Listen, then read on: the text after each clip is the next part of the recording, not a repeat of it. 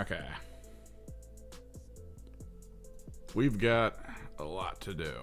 So let's get the Twitch music going.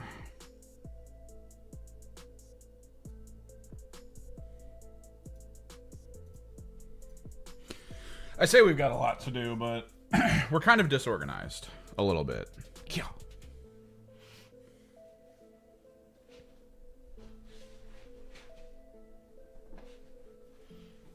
We're just a little bit disorganized here.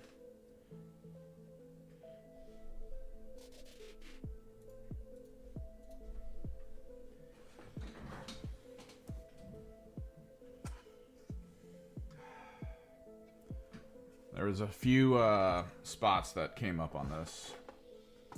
I'm guessing from when I was painting something else.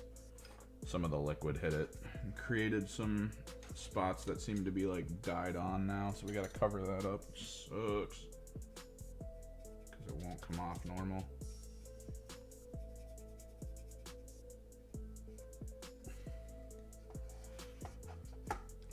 But I did this in hopes that I would eventually get my Noise Marines, which I did, and then I waited on my Noise Marines to like paint them.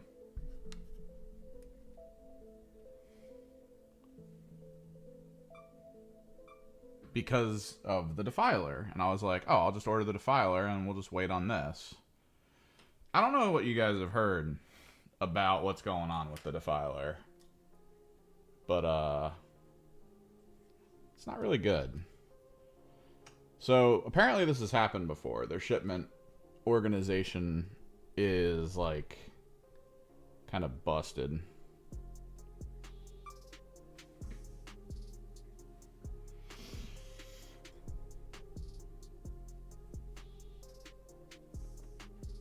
In particular, it seems like they might have undershipped to the US. So apparently there are orders that are being kind of revoked. People are getting adjusted numbers for what they're actually about to allocate. Some people who pre-ordered are being told, hey, thanks for the pre-order. Here's your money back. It's not looking good.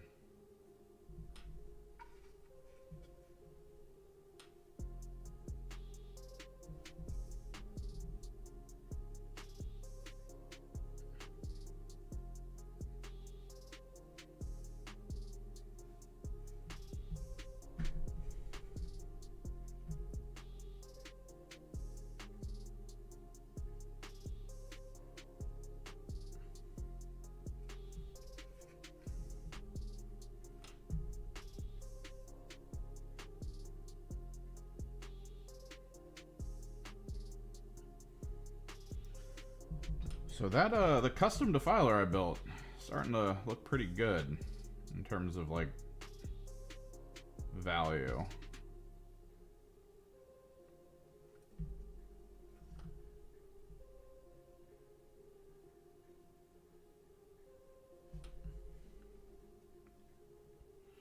Because goddamn.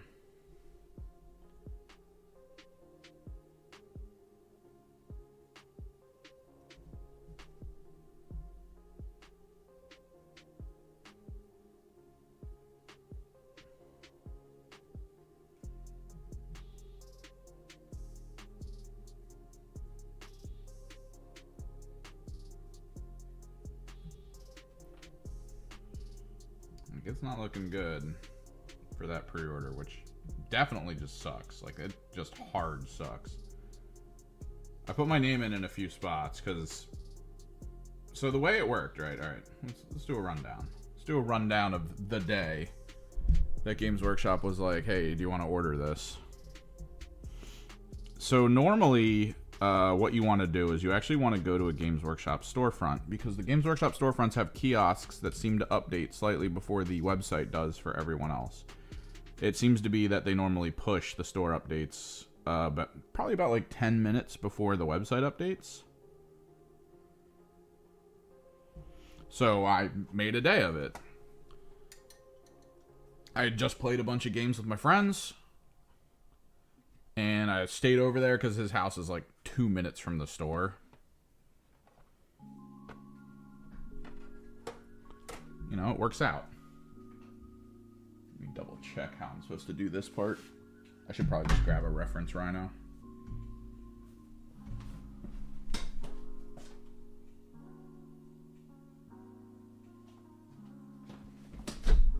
Okay. We'll start yellow, then we'll go orange.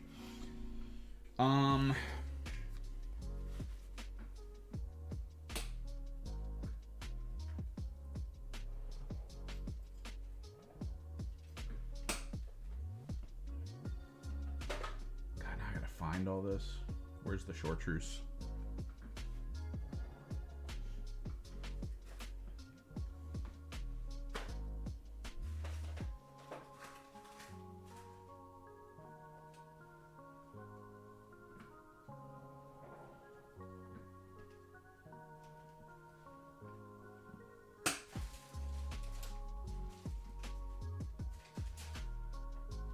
Wait, what the hell? Where'd my yellow and orange go? Oh, they're there. Why would I put them up top?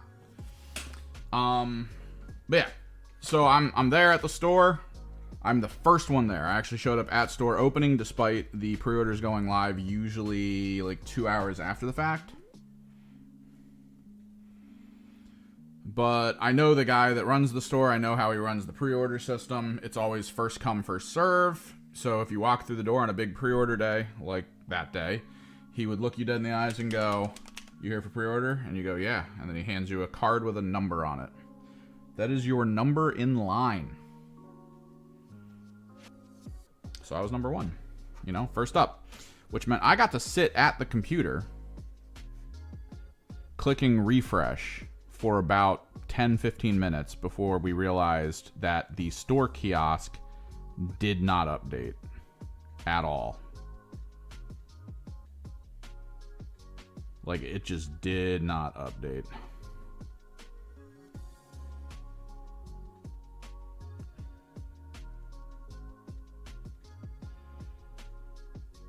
He saw the stuff go online normal, like when he checked the store computer, it was up, but it wasn't on the kiosk. So he made the call and told everyone, you know, order. And we went on our phones and went add to cart, and it went, no can do, bro. We can't add it to the cart because it's not in existence anymore. So we got kind of screwed by GW themselves in terms of the pre-order. And now we're hearing that they screwed up the shipping, which is going to further complicate things going forward. Oh, it is brutal, man. I'm probably not going to actually get a new defiler until, like, next year. I could see it. I've set it up so that it'll tell me when they're back in stock, which usually means at about, like, 2 in the morning. If I'm still up, it'll let me know. 2 in the morning was when they told me the MVBs were back in stock, when those were rare. 2 in the morning was when it told my buddy that the tanks he was looking for were back in stock. So 2 in the morning is usually when they update their website. And if you're not awake at 2 in the morning, you're not getting the pre-order. It is still astounding to me that Games Workshop wants their storefronts to be important, but that they haven't figured out a good enough way to make those storefronts important.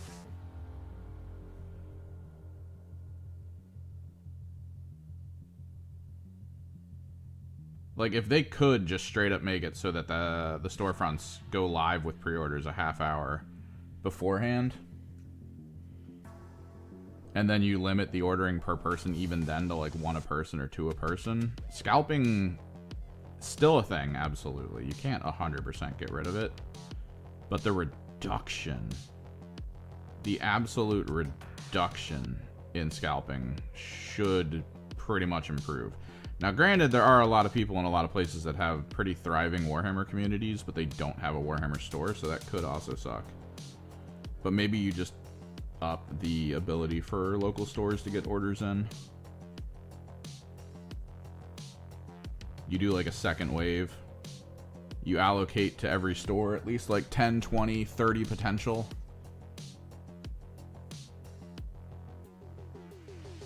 And then once you see the actual number, you do a second wave for pre-orders.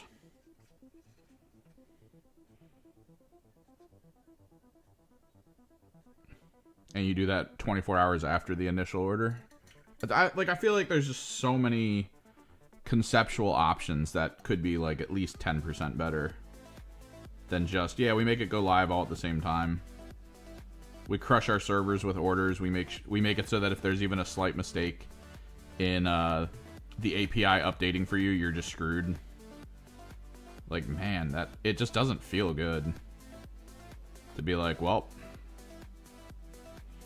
like, I'm happy I got my hands on the Emperor's Children pre-order for when they got released. That was crazy. I got it, the guy behind me got it, the person behind him didn't. Like, that was crazy. Defilers were sold out in a minute. We actually attempted to get one the night before on a small store pre-order. Like, third-party store pre-order. Didn't happen. Went out in like a minute.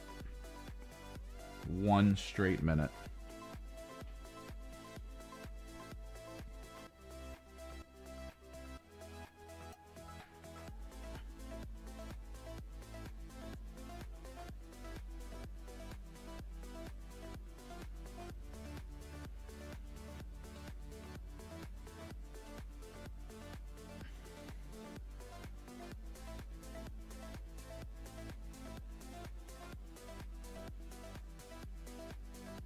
That's crazy. The Defiler itself, statistically, very strong. So I could easily see why they would want to buy it out. It's going to be very meta for pretty much all Chaos armies going forward. Which, I mean, that's what they do. New model, new concept. Make it strong. Make it practically required for competitive play. For, like, the average player. Not even, like, the best players, but, like, average players. Make it so that average players who happen to have the model get stronger for a little bit.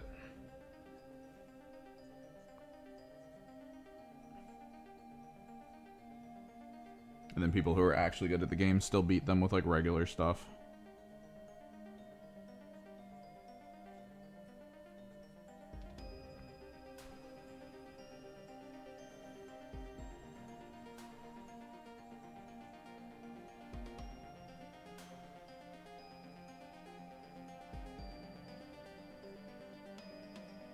Yeah, stuff's getting bad, man.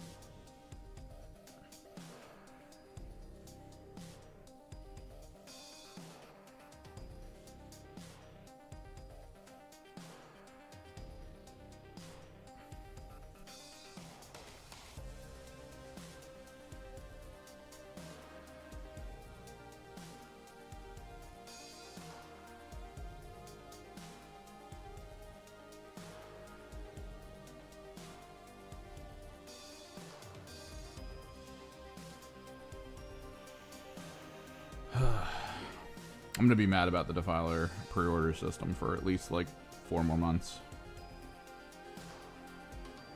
Like I said, I already have a custom one I made like forever ago. Weirdly in the perfect variant that I needed to make it for. Like, it's exactly what I needed. It has the las cannons, it has the plasma cannon.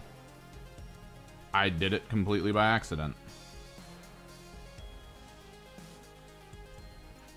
So there's a chance that at one of the upcoming tournaments, hopefully it's still going on. I still haven't seen them put a sign up for it yet. But maybe they're still waiting on the information from the convention.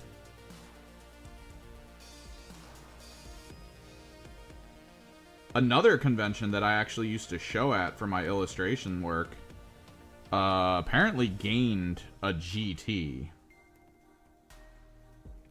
Like, they do a Warhammer 40k GT now. It's called Thy Geekdom Comic Con. I used to show at it. I showed it when it was in a hotel lobby room. And then I showed it the following year when it was at the convention center that is pretty local to here that I go to for a bunch of different conventions. That was a weird one. When they updated to the convention center, it wasn't good. Like, something went wrong. There weren't a lot of people that showed up. Most of the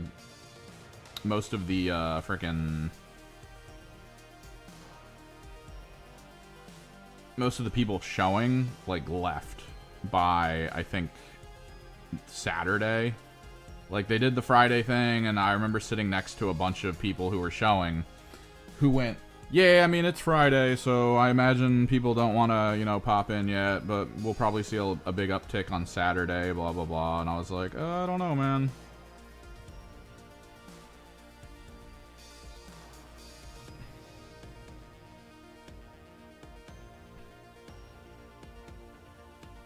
I don't know if that's going to be the case, but alright. And then Saturday hit, and about halfway through Saturday, everyone kind of realized no one was going to... Like, it was the same speed of a convention as it was on Friday. Just, like, no one there. And they were just like, alright, we're out. Like, so many tables packed up and left. I was on, like, the far side of the room. So there was... In the main hall, there was this one entranceway that everyone was coming through, and it was in a very specific one side of the building. And everyone would walk in that side... walk down the aisle for those tables that were over there, and then they would, like, leave. Or they would, like, go to the music hall or whatever was going on in the other hall, and they would just hang out there. So, like, no one would come to the far side of the room where, like, there were so many other people, which is what made them all leave. It was just, like, this weird situation of people not wanting to wander around the convention hall. So everyone was leaving, and I picked up all my stuff and I moved it much closer to the front door. And still, like, not a lot of people came over. It was just an awkward time, but apparently they've been still putting that convention on, still trying, and somehow they managed to get their hands on a organized GT for Warhammer 40k. I don't understand it.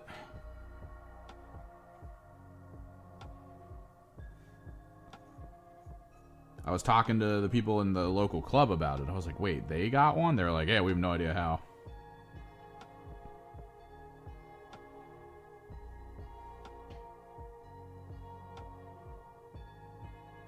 I should grab a reference rhino. I'm not going to remember, like, half the stuff I'm supposed to be doing with this guy.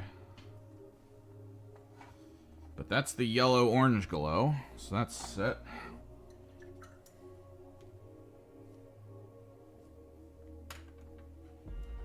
Now I know we are on the burnt sienna.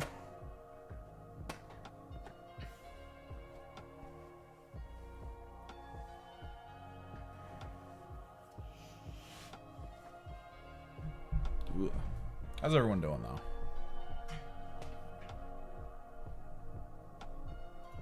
Make sure my stream settings are public. It's going to be a slow Friday. I can feel it.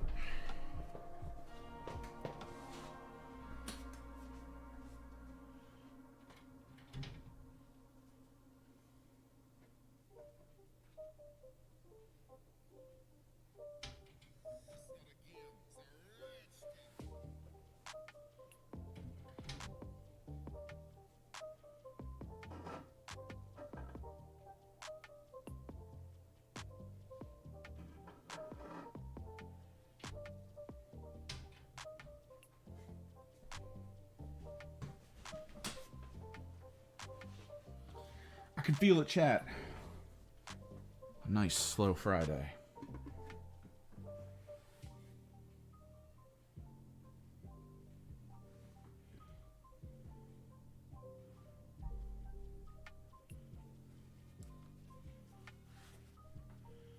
Let's get burnt sienna on.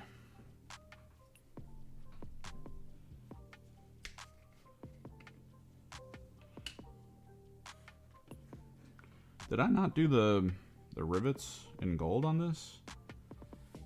Wait, did I forget to do the rivets in gold on my rhinos? Or on one of my rhinos and not the other? I could have swore I did the rivets in gold. I know I did them on the Land Raider. No, I just didn't do the gold rivets on any of my rhinos. Technically, okay.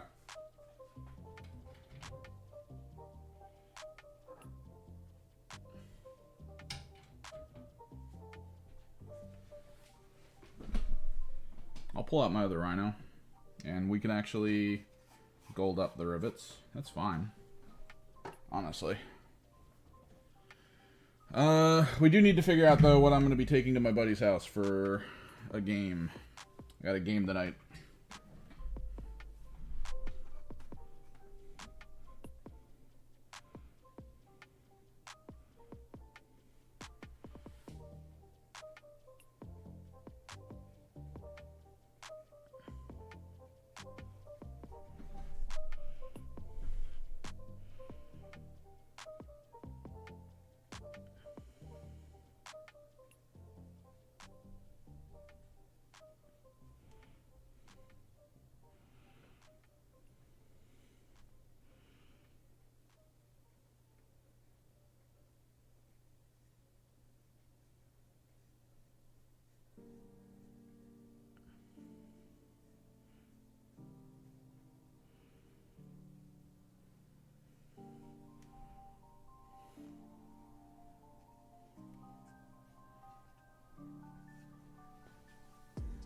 I thought the Adepticon reveals were okay.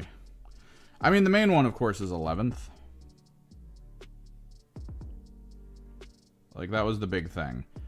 The Kill Team one being the Dossier. I don't know how long you've been a part of this community, or even if you've been one. We've been very adamant about talking about how to try to make, like, interesting and fun boss battles within the Kill Team universe. The Kill Team universe, or the Kill Team rule set, is so weirdly perfect for, like, a TTRPG style of gameplay. The idea we've been talking about is kind of the idea of, like, Wrath and Glory, which is the TTRPG meant for the 40k universe. And then when you go to combat in it, if it's, like, not just like a theater of the mind level of combat, but you need to actually be serious about the fight, you could switch over to a Kill Team style of combat for your focus, and that would be really cool. So we've always been talking about boss fights and the idea of that within Kill Team. So the Dossier dropping and being like, these are all boss fights is kind of cool, but also a little worrying. Because I've been wondering how they continue forward with Kill Team. Doing updates to models, perfectly fine. That's probably a good way to do it. But how quickly do you get to keep doing that, right? Like, at what point do you hit a moment where you just don't have anything coming? And it feels like this was kind of it, right? Like, what are we getting? We're getting one team, and we're getting the Red Terror. Now, Red Terror, cool. Red Terror, awesome. The one team is another Imperial team. Not Catachan, weirdly, for some reason, but it is what it is. But, like, I don't know. How do we keep moving forward?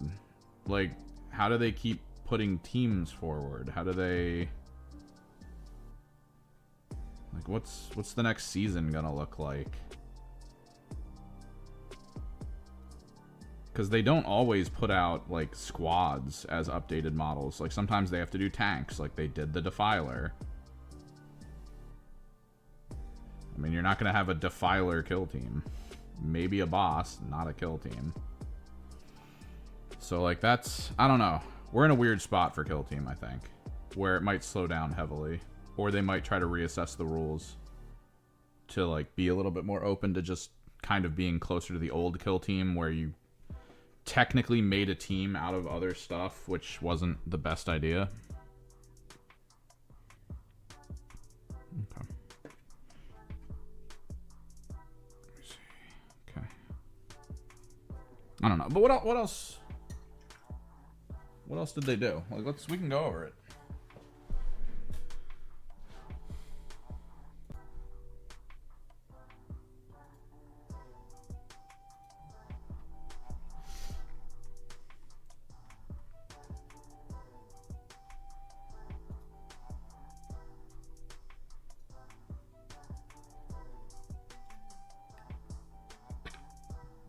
Oh God, it's been that long since Adeptica.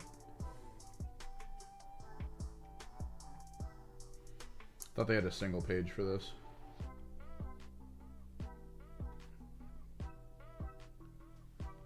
Yeah, but I mean, you're going Cities of Sigmar. This is the common route for people who watch Adepticon reveals, is like, this is my thing, therefore I am happy. And it's like, yeah, no, I feel you. I feel you. If they showed something really cool for Thousand Suns, like I don't know, bringing up the Siren Dreadnought or something, I'd probably feel the same way. I don't doubt it.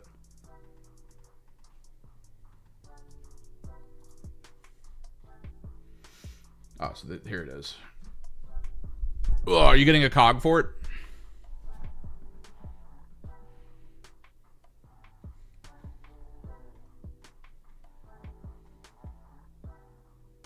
Are you getting one? You getting a cog fort? You gonna try to magnetize it? It looks like that looks like they're bringing knights to AOS. It does. It looks like they're bringing knights to AOS.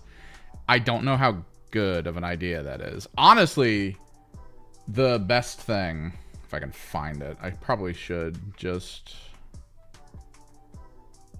I should just work from here. This is fucking fantastic. This is so cool. This looks so awesome. This is anime and cartoon, and like, it's everything. This is awesome.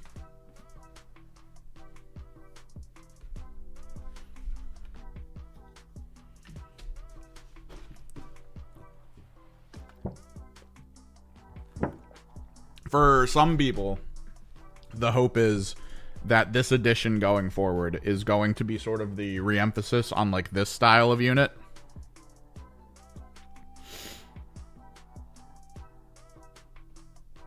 Because this is, I mean, this is kind of a trick, right? Like, Chaos Space Marines, the motorcycle units in Chaos Space Marines, it's the same as what I bought when I was back in 3rd, 4th, and 5th edition. It's the same exact model. They haven't updated it since then. That's almost 20 years, I think, at this point. More than 20 years. It's like 25 years. Doom Rider, the motorcycle character for Chaos, specifically Emperor's Children, non-existent. Like, there's all these things that could come back. So, like, motorcycles and the concept that White Scars is gonna try to update most of the bikes to be closer to Jack Katang's bike, or whoever that character is. Bikes in Space Marines might like get a big adjustment, right, to that for Space Marines, because repulsor tech is going to be kind of the main thing for Space Marines going forward. They want things to look more sci-fi than just a motorcycle, whereas, and then at that point, Chaos Space Marines might get something more demon-engy. It's the running theory right now, which I'm not 100% behind, but I also fully understand, is that most of the armies are going to get vehicle overhauls based on what they are. Chaos, almost everything's going to look like a demon engine, even the transports, or they might not even have transports going forward. And then Space Marines are going to get most of their stuff converted to grav, and then rhinos and all that are going to go out. Rhinos, Preds, all of it. They might vanish. But they need replacements, of course. They need things to take the place, which the new Defiler kind of is the all-around, like, this is the thing that beats everything up model from Chaos Space Marines. But this looks fucking fantastic. This is so good. We've been talking for, I think, 2 years now, how Commissar Yarrik's not actually dead and he's going to come back. Ta-da! Not even saying, like, I had insider knowledge. They're not getting rid of Yarrik as a character. He's too good. Yarrik makes people talk about him. Yarrik makes Orc player and Imperial Guard players talk about him. People love Yarrik for some reason. Like, he's just an awesome character to them. You don't... It's like DC Comics and Superman. They killed Superman. They brought him right back, like, shortly after. He's their main character. He can't be dead. So, Yarrik. Plot armor. This is ridiculous. This thing is ridiculous to me. This is absolutely ridiculous to me. Like, look at this.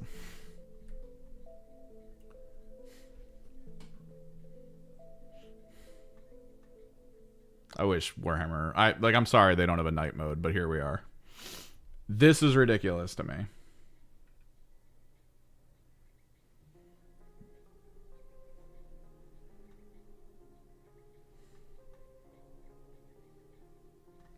unmasked and masked. What's up, Withered? Like, this was a model before, right? I'm not crazy. Like, this used to be a character. This was a model that was a guy. It was a guy sitting in a throne that had guns on it.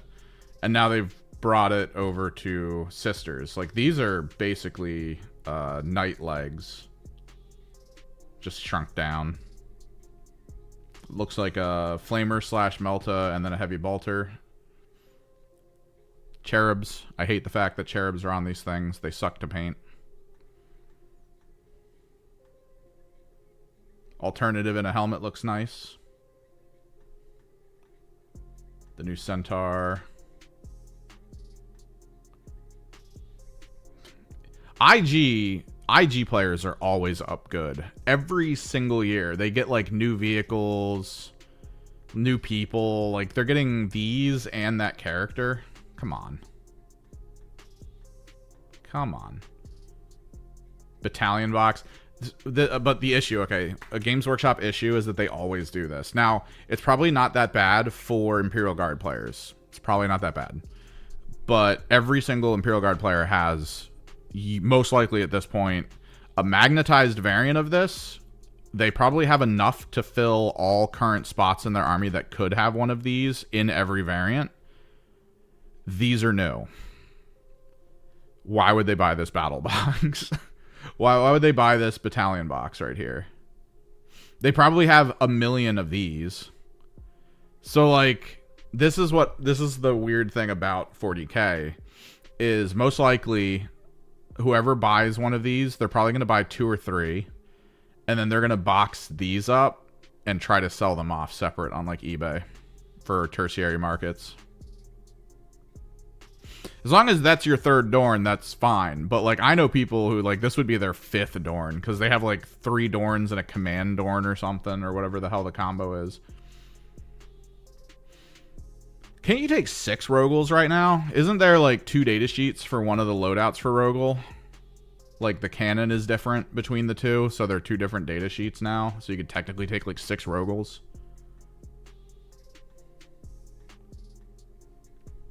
Let's see what we got here. The most used thing in the game. The most used fodder. Next to the little 3-man squad. And a squad I never see anyone use. Don't know if this is a good one.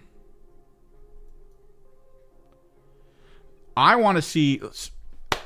We have been... Well, in general, the community... The Games Workshop community has been talking about how aircraft are all going to be removed from the game. That Games Workshop is actively doing things to go, hey man, we want to get rid of aircraft. They keep putting them in all their boxes.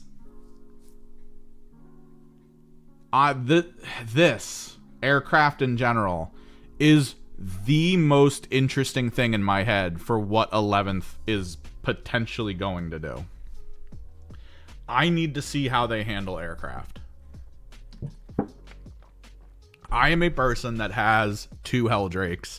I was debating getting a 3rd. I was specifically debating getting a 3rd, not for having 3,000 Sun versions, but the Emperor's Children version has 1 higher toughness than all of the others. And I thought that that would be kind of cool.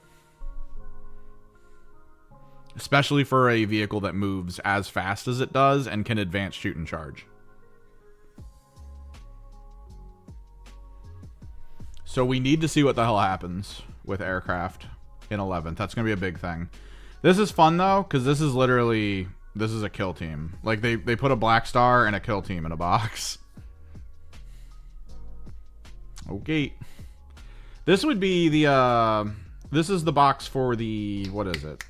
The Agents of the Imperium, which I know everyone makes fun of, but I've been seeing a lot more tournaments with people playing Agents as like an actual thing. We've talked about this a little bit at the store. They're seeing success because there's a lot of players who have zero clue how to play against them because no one's played these. Like, Agents of the Imperium are just that army that people are like, I'm playing Agents. They've been out for years. I couldn't tell you what they do. I have no clue. The only thing I know is the meme that if you go to a tournament with a list and your list is explicitly like anti-Xeno and there's not a single Xeno player at the tournament, you may as well just go get lunch and like wander off. What are you doing?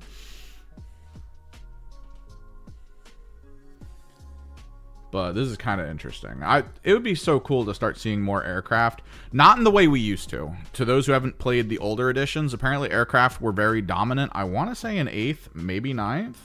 That was kind of around that time where most of the games you would play were just like all aircraft and like one squad on the field. And the aircraft would just be on the board, wipe everything out in a turn, and then that would be it. The game became, did you roll initiative first? Okay, roll for your vehicles.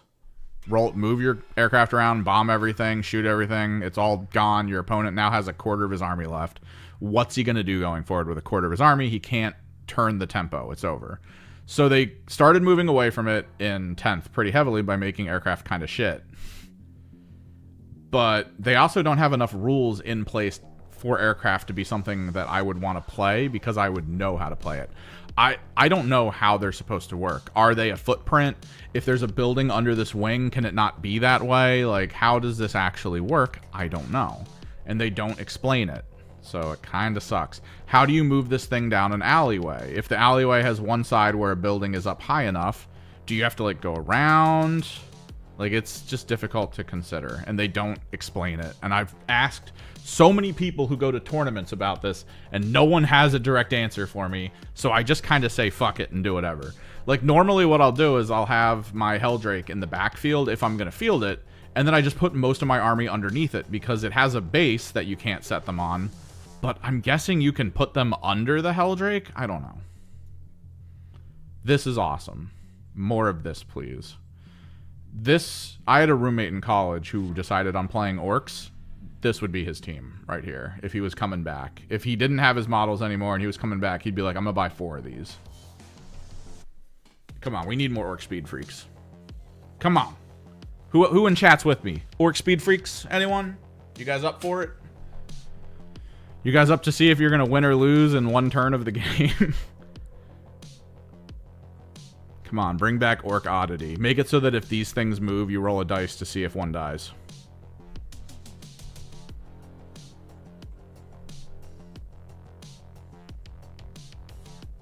Let's see what else we got. So yeah, the Wazdaka stuff. This is the Weta Workshop guy.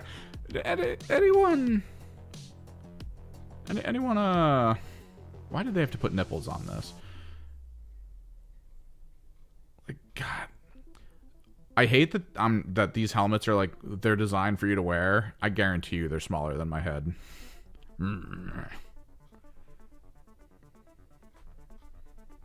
He's got to get the Defcopters if he's going to go Speed Freaks. Defcopters, bikes, and buggies, man. Whole day of just like, I'm here now. I wonder if my buddy's going to buy this just to do it. He probably won't. He's a big Blood Angels fan. But I doubt he would buy this. Freaking Weta Workshop. Everything's like $1,000. Yeah, we already checked this out. What else we got? We gotta watch this. I think my friend has Warhammer Plus. Maybe we'll put this on at his place. I do like some of the stories. I wish they would dive more into the outside sources of the Imperium, but like, I'm glad they're doing Sisters in it. The Kill Team thing. So what we're getting is we're getting this team, and then we're getting a Red Terror and a bunch of Gaunts, according to the picture that they took from the box. Did you see, Turt, did you see that they added Octarius back in as a competitive format? That's a competitive map now. It kind of gives credence to the idea that they might loop the older teams back in as competitive teams. I doubt they will, but in my opinion, that's the only way they keep things going. Is if there's a lull where there's not a lot of like potential for them to put out a new team, they cycle. Yeah, let me show you. this kind of snuck in under the radar for everyone, I think. Here. So, the day all the updates were coming out, including the points changes, I noticed that Kill Team had like a small update. I didn't put out a video for it because it honestly didn't matter necessarily. If I can't think of like, oh, this is how I talk for 12 minutes about something, I don't put out a video. Like, if the video would literally be me like, hey everyone, check this out. It would be the tournament companion, I think.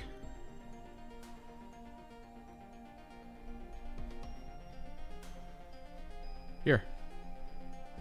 Killzone Octarius. 4 ramshackle walls, 1 oil pump, 3 ramshackle barricades, 3 scrap pile. So if you get this, which I'm guessing they're probably going to put a box out of Octarius terrain, you have this. You need this in total. If you have this, like, did you get the starter set? Do you have this in total? I think we have this. I think my buddy... No, we bought the like, basic starter. I think we have, like, 2 of these, maybe 2 of these. I don't think we have either of these. Info. Here you go. These are the Octarius competitive maps. I actually like these. I mean, look at this shit. This is cool. Oh, yeah, so you got the starter set one instead of, like, the full one. Yeah, you got Diet. We got Diet, too. But these look really fun. These look cool as hell. Like, look at this. Look at how open this whole side is just like, ah. like, who cares about this side? You'd have to get, like, 1 friggin' barricade to put here and here, and then just hope. Map 5. Like, this is all really cool looking. I love this. There's no 3 stories in here either. I'm pretty sure, right? Like, this is a 2, this is a 2, this is a 2, and then these are 2s. These are the pillars that are 2s. There's not a single 3 story in this entire map. If they got it, like, we should probably bring up with the guy that organizes the tournaments that this is a thing, so he can try to get his hands on one of them, because these are actually really cool. I do like this. But yeah, they just added this. I was looking at the Kill Team stuff, and they said that the tournament thing was updated, and I went here, I started scrolling, and I was like, maybe it's just this that they updated? Did they just update these things here, and that's it? Okay, and then I scrolled down, and I saw Kill Team Octarius. I was like, oh, shit. So that could mean that maybe next season we get... What was the next one that came out after Octarius? Was it the one with the Hab Studios? I have that. I have that full Kill Team set. The Hab block. What was it? No. The next one was the churches, wasn't it? The broken churches. That was the Pathfinders, I think. And then Nockmund was the Hab centers. Was it? No, Nockmund. Nockmund was the giant. It's sort of like Beta Decima, but like without the mid stuff. And then it was... What was the name of the Hab Center one? That was the Phobos Marine one. I have the Hab Centers. The Hab Centers are easy enough. The Nockmund one is a little harder because the Nockmund one has, like... It has generators, and it has a really big, like, oil container in the middle. The oil container... They tell you to just glue the things on the side any way you want, which... That's not how you should have done it if that was the... Because they, in all the different showings for how the thing works, you kind of have to like move the ladders around, move where the blocking terrain is. So in theory, the best way to have done it is to just like make it so that all those things could clip to it and then just have them be separate. But I did not do that. So, but yeah. So yeah, like this is definitely them slowing down with Kill Team, I think. We're just getting, like, another Imperial team. Which, I mean, it's cool. Mortar, or missile launchers. It's all the basics, though. This thing is probably the most interesting thing, in my opinion. What the hell that's gonna be. But, like, you can see it, right? Like, this looks like a person who can reload a mortar. I'm guessing this might be a mortar. Or they need to work together. Which, that could be kind of cool. A grenadier, a medic. You got your stubber, your sharpshooter. Like, this is the most basic team you could possibly pull together. This is interesting. Operator and relay. Could be kind of cool. But the Nemesis, I have this, by the way. This is also Blackstone, but we don't have this in my group's Blackstone collection. But I have this one. But the idea of being like, oh, let's fight a Hellbrute, it's kind of cool. But I don't know. It just doesn't feel... It just doesn't feel like they care that much, necessarily, to keep pushing. I do think they're focusing on 11th. I'm surprised that they didn't try to figure out how to add another squad to this box. But, I mean, the Red Terror is fine, I guess. Like, this is a cool model. I like it.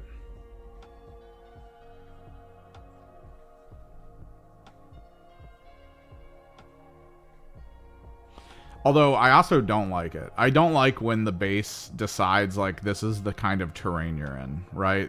I don't like it when they're just like, oh, you're on a world that is pillars. Well, what if the whole design you've had up till now doesn't involve pillars? This is going to look weird. Well, it is what it is. If you're skilled enough at making this, you'll probably be able to get rid of all this and change it to whatever terrain type you like.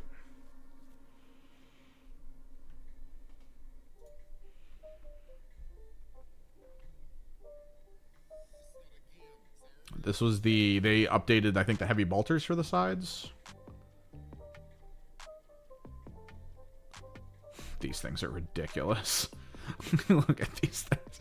I love them. Horus Heresy stuff. I'm not super into Horus Heresy. People at the store talk about it a lot, but I never see them play it ever.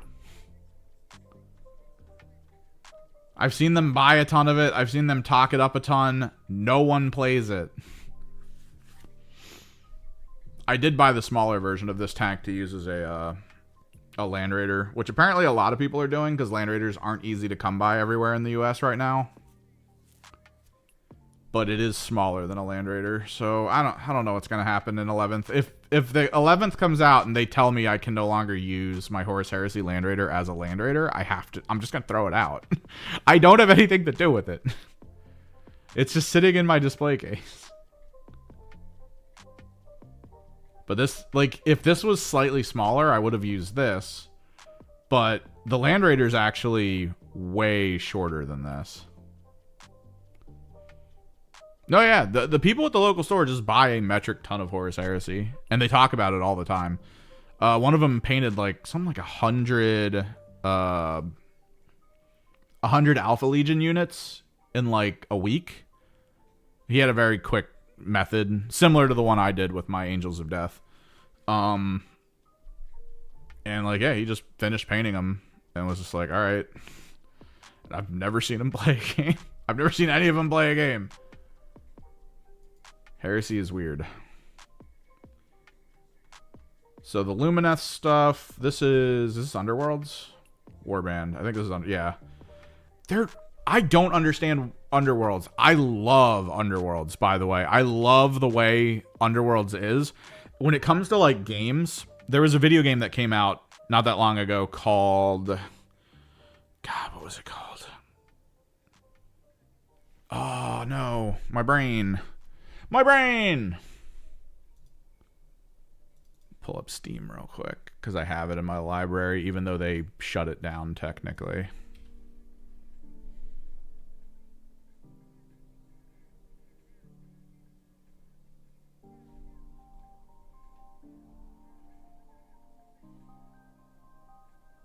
No, it was the card game that I loved.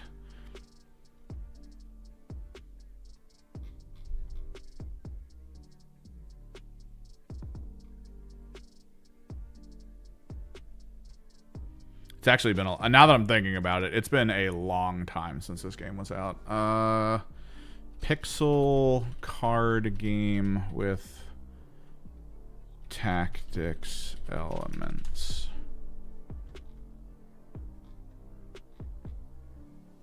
Duelist. There it is. There's the word. Duelist. The company that made Duelist canceled it. They were building it up and talking it up, and it was really cool, and a lot of people loved it. And then they were like, all right, we're ending Duelist, and we're putting out, what was it? It was like Godfallen or something. It was one of those like early PS4 games that they were like, this is going to be awesome, and then no one played it. It was in the same universe, too. But I love Duelist because I love tactics plus card game. Love tactics plus card game. That tickles a part of my brain that like rarely anyone like goes for. I love Underworld because it does it. Tactics plus card game. That's Underworld. They never talk about Underworld. Like they occasionally are just like, oh, here's a new thing. And then like they don't really go into it and then they just kind of move on. And it's like, I don't know if they have like, I don't know if they've got like some kind of deal on the side where they have to keep making Underworld for X amount of years. And they're just kind of like, here's a new team. All right, moving on. Like it's not as bad as whatever the AOS kill team is, like Warband or whatever. But it's getting there, which sucks. I love playing Underworld. I have so many Underworld teams too, like sitting in one of my display cases right now. There's just a ton of them. This was the Riders of Rohan and the Hill Tribes. This is Games Workshop not wanting to lose the the rights to make the tabletop version of Lord of the Rings. These models are always amazing looking, though. The level of detail in them is pretty cool, but to my understanding, the only market that enjoys this is in the UK. The UK loves this market. They love playing this game, but like nowhere else. All my local stores stopped carrying this completely. They just cut it out of the store completely. No one plays it. But the UK, not only do people play it in the UK, but if you ever look at like some of their games that they're playing, they've almost 1-to-1'd the movie Battlegrounds onto like a table. It's crazy.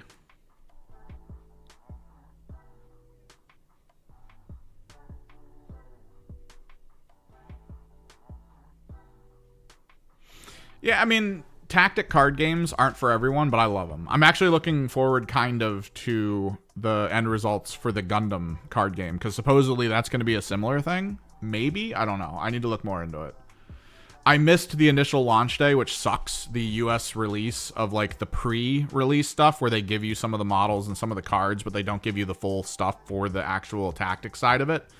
There was a box that they had that had 2 Leos and a Tall Geese in it, and that's the one that I wanted. So I'm kind of sad, but it is what it is.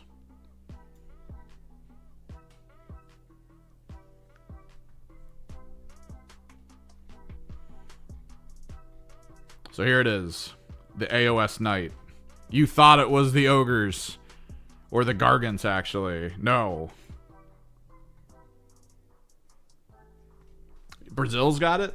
I could see that. It didn't take off in the US. There's a store near me that I think it opened. I think the store opened on Bilbo's birthday, and they found out about that. So they were like, they do a big Bilbo's birthday / store anniversary thing at that place. And then when Lord of the Rings was coming out from Games Workshop, and they had a pretty big Games Workshop focused community at that store, they were like, dude, everyone in. They had the table out front. They had a whole table. They moved so much stuff in the front of their store so they could have a demo table to show you how to play the Lord of the Rings tabletop game. And I swear to God, a year later, not a single Lord of the Rings thing in the store. Like for Warhammer, for the Games Workshop side. They just out. Like no one was buying it. It was crazy. Weirdly, the Lord of the Rings game, though, does try some really fun stuff when it comes to minis. They did that thing where the ghosts you could purchase were all clear plastic. That's awesome. They're like, nah, we'll just make them translucent. Like, rarely does that happen in 40K. Sometimes they'll do, like, the cockpit cover. Sometimes they'll do energy bars on Necrons, which they took away eventually. They were like, nah, we're not doing that anymore. got rid of it. But Lord of the Rings, they'll try some fun stuff. But yeah. I'm guessing probably the same data sheet. But yeah, like you got... Looks like a cannon. Looks like a flamer. This whole thing looks different between these two. I don't know if this is the same gun. I don't... Oh, it might be. It looks like it might be. Oh, no, it is different.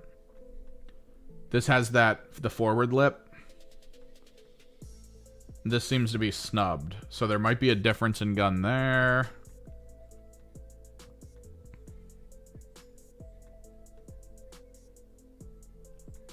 And they're turning it into... This one thing is being turned into an any army from that detachment or that faction can have one situation. So yeah, they want you to buy this. They really want you to buy this. I'm guessing you might be able to magnetize it well. I'm assuming this is an insert, and then there's an insert on the back for either the cannon barrel or the cannonball stuff, or whatever the hell this is. The that would be... God, what's the word? It's a blacksmithing term. The billows. This would be a billows. I'm guessing there's variants here. Maybe. But yeah, they want you to have this, magnetize it, use it in a bunch of different armies. Oh, what the... Oh, I forgot. You could take the lid off. Oh god, I wonder how hard it is to actually change the weapon out.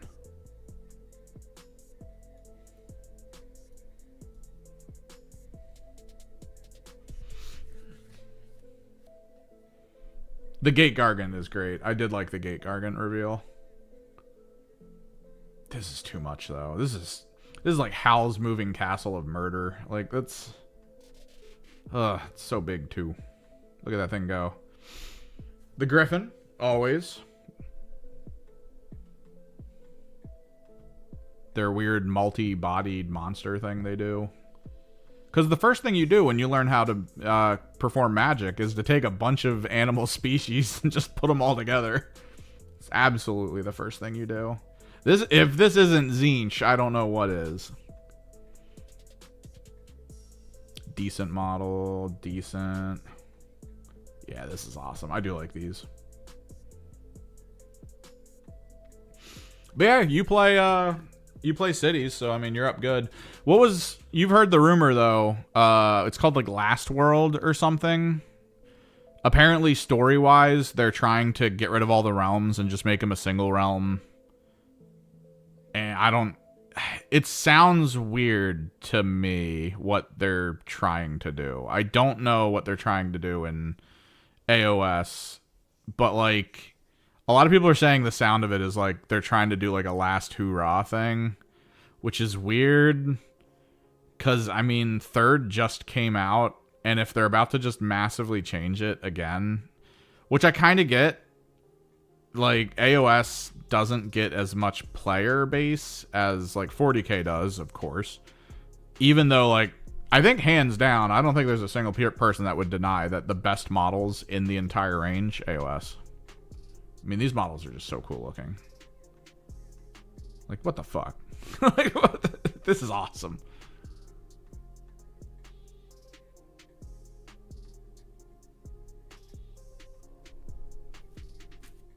We'll have to see what happens. I like AOS. I think the main thing that they need to do for AOS is fix that goddamn app. That is the worst app in the entire game. Right? In the entire system that they have developed.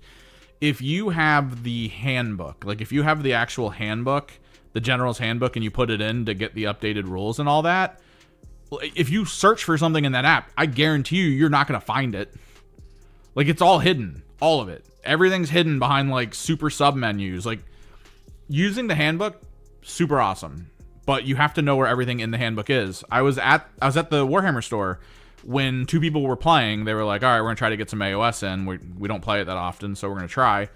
And I remember like the whole time I'm standing there watching them play, and they keep looking at me like, hey man, do you know how the spells work? And I'm like, oh god, I remember there was something about the spells. Next thing you know, I'm just in the handbook going back and forth, like where was that thing that I remember? How does this work? And then you find the section in the spells that are like, you can only use one of that type of spell per round. All right, cool. But he's trying to talk about endless spells. Was the summoning of endless spells done as a single spell, or is it done as multiple spells? Oh, I have to go find the PDF that has all that. Like, what the hell? What the hell?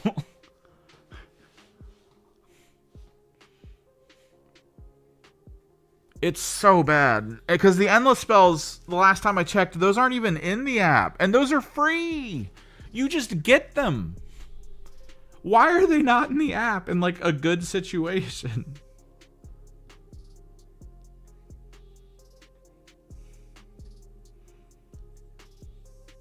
Like all the tribes are here.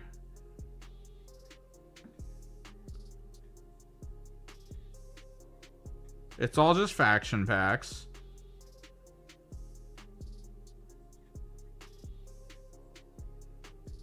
Scourge of Gehiren. There's no endless spells under Scourge of Gehiren. Like, what? It took me an hour of like sitting at that store to find out that every endless spell technically has a different name, which means you can use them all, technically, one per.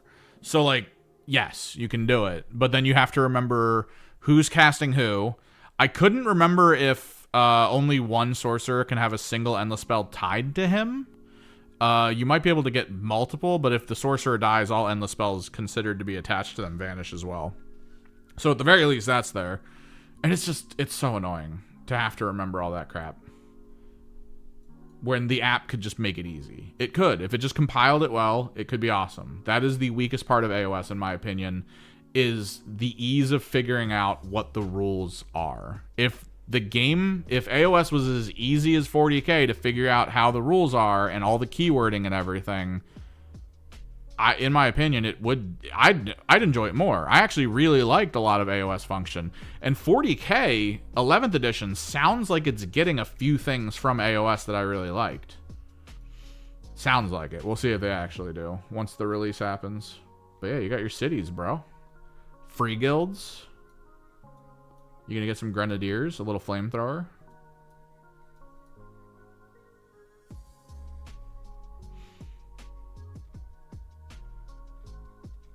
I still haven't bought the Disciples of Tzeentch tome.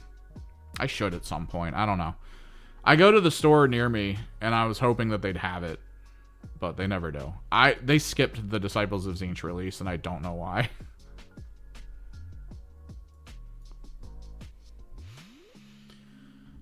I have this team. I have this. This is an Underworlds team. Actually, no. I think my buddy has this team. I have the other one. Is this the new Spearhead? Yeah. This is the new Spearhead board.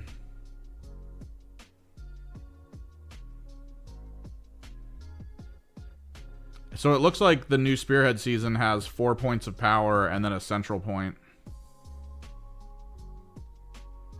This is also very weird to me. Like, I know that this is basically how Spearhead works, but this is always very weird to me. How just empty everything is, how sparse it all is. Because it doesn't really change. When you go to the larger scale AOS tournament, this is basically it. Like, this is what the fields look like. It's very peculiar to me. That's an explodey barrel. These are traps. I'm guessing you'll be able to place traps? That's a tunnel. That's kind of cool. Other side looks... So main side is 4 points power. Terrain. Other side looks like 4 points power. Maybe?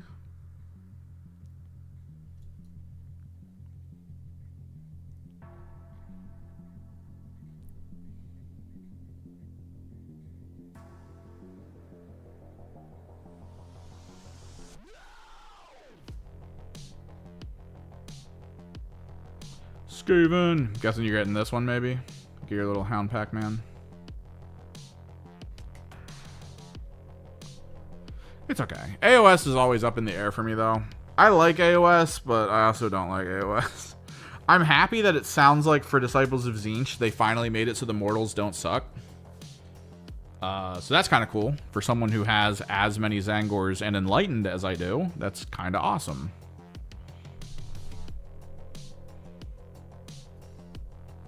What we got here? Oh, this is the 40k stuff. We can go over this, because I know you're getting into 40k too. Spearhead's okay. Spearhead's like fine. It's definitely better than Combat Patrol. I don't think it's as intricate or interesting as AOS. Once you play full-scale AOS and you start seeing all the nuance of it, you're like, oh, this is really crazy and fun.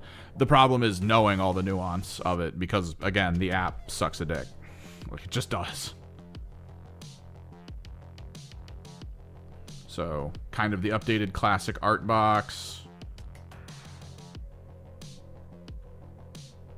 Updated intercessor style units.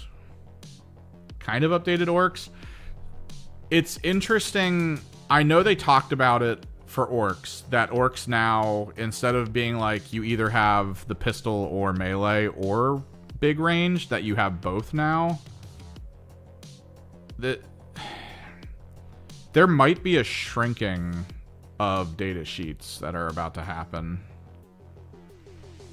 You have to kind of consider that it used to be, right? Like, it used to be, if you had a Chaos Space Marine, you would have, like, a bolt gun, a bolt pistol, and a chain sword.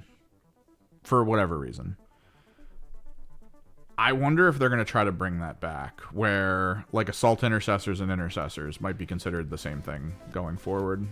I don't know. At the very least, the orcs get it. Army building, they did talk about how they're going to go back to detachments and sort of like, I'm glad that the codexes just are going to go through, which means Thousand Suns Codex is going to be there. It's not going to be great because they've nerfed the hell out of it, but it's going to be there. I'm interested to see what we're going to get as like the rules that we'll have access to in terms of like missions. The 70 new detachments. This is insane. But I am thinking that there's going to be 50 of them that are just straight up for Space Marines. Like, honestly. Let's be real. 50 of them are going to be Space Marines. Would be kind of cool to see some new ones, though, come out for some, like, side armies. Specifically EC and Thousand Suns. I mean, that's what I play. I kind of want to see it.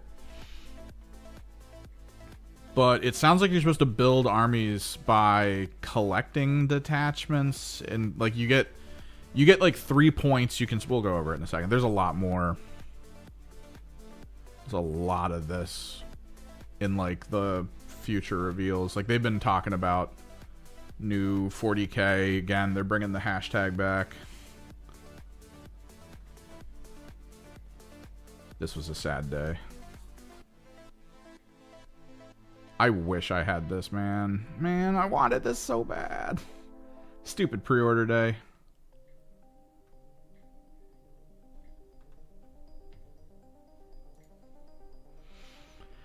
Terrain now being the objectives, I like it, but we can take a look at kind of how that's going to be here in a second. They did finally reveal what a competitive map will look like.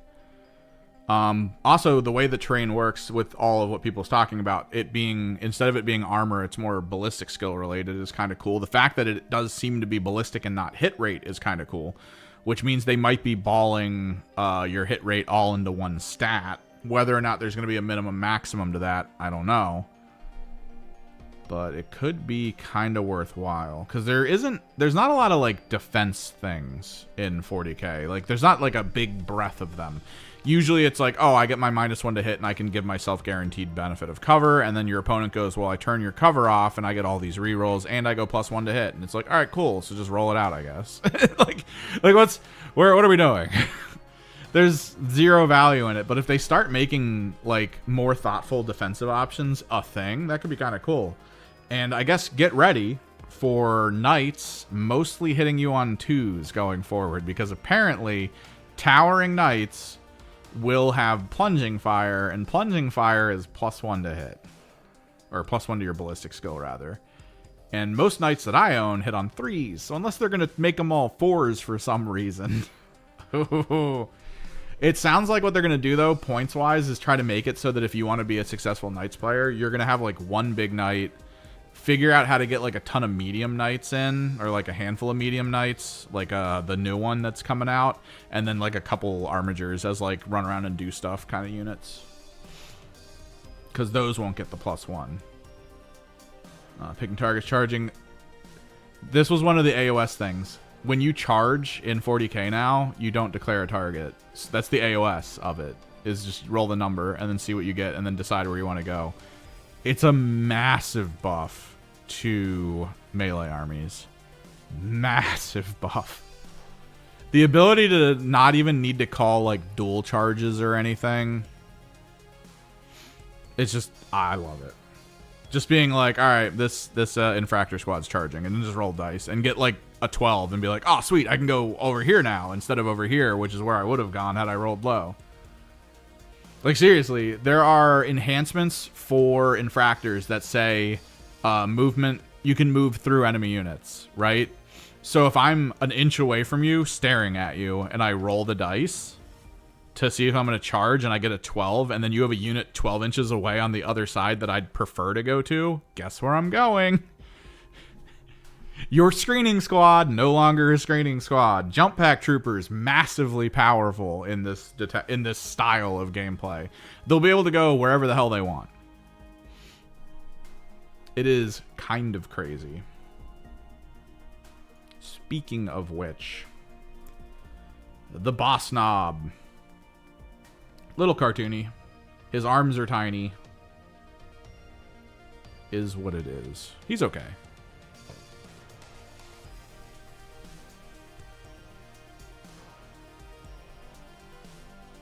It's an okay model. Not impressive, but it's alright.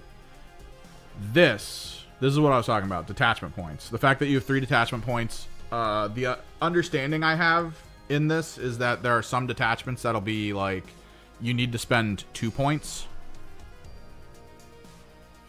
Oh, your cavalry list for what, IG? Your IG, cavalry and your IG would get screened. Like if there's a screening wall, you're stuck. But if you had jump pack troopers, you'd be able to go around. Technically, Raptors players, like Night Lords players, Blood Angels players, those are going to be massively just like, yeah, we don't care anymore. Because cavalry does get screened. Like bikes and stuff, they'd get screened. Unless you have a thing on your list that's like, you can go through people. At which point, cool. I do still kind of prefer the idea of your charge. Instead of being 2d6, being 1d6 plus your movement. Because then it makes slower units less powerful. It makes fast units more powerful. I don't know.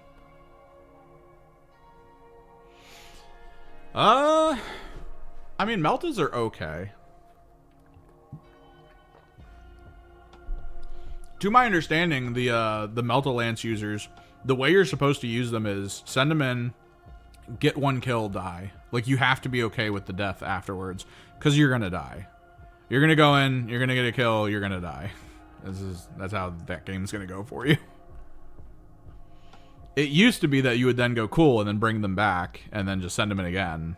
But they took away the ability to do that often. You can do it like once now. But yeah, enhancement limit, which enhancements they did say are no longer just for characters. That's actually kind of cool to me. Apparently you're able to either give it to like 1 character or like 3 units. And if you give it to 3 units, you have to like pay the points cost for all those units to have it. So there's going to be this weird world where you're going to have, you can either take like a bunch of really good units or a unit that has a character in it that has an enhancement. So that's kind of cool. The characters being force stuck in the squad is going to make some list building crazy. I don't know if you follow competitive 40k or not, but John Lennon usually shows off his coterie list, or at least I've seen him talk about his EC coterie list, where the whole thing that makes his EC coterie list as good as it is he usually has a flex cacophonist in the army that can either go into one of his squads of noise marines, or he can just use it separate. So he'll leave it out of the squad if he looks at the opponent he has and he goes, well, I need my mechanics unit so it can just run out there, do some stuff, then die. So he'll just not connect it to a noise marine squad and not care. But now, if you're being force stuck into your squad as a character, list building is going to get crazy, because the characters and squads were the closest thing we had to sort of side decking, like kind of how Magic the Gathering would have like the side deck where you could have like 10 cards that you would swap out of your main deck and put like that kind of situation or whatever it is. Having characters that you could be like, oh, I'm going to put this in this squad for this game because I want my sustained hits to be on this squad against you, as opposed to this squad where they would normally go. Now this squad's going to be relegated to more of a mechanics side thing. That was kind of the way 10th was, but now it's, oh, you have this unit and he's in that squad. That's it permanently. It's a little bit different, a little bit weird.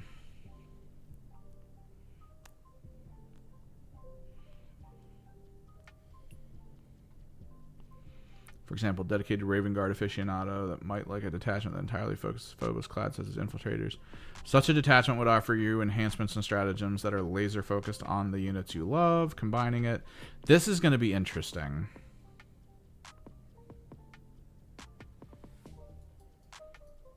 I need to see how this works, because the detachments are going to exist, but I think they might just be getting retooled, and I don't know.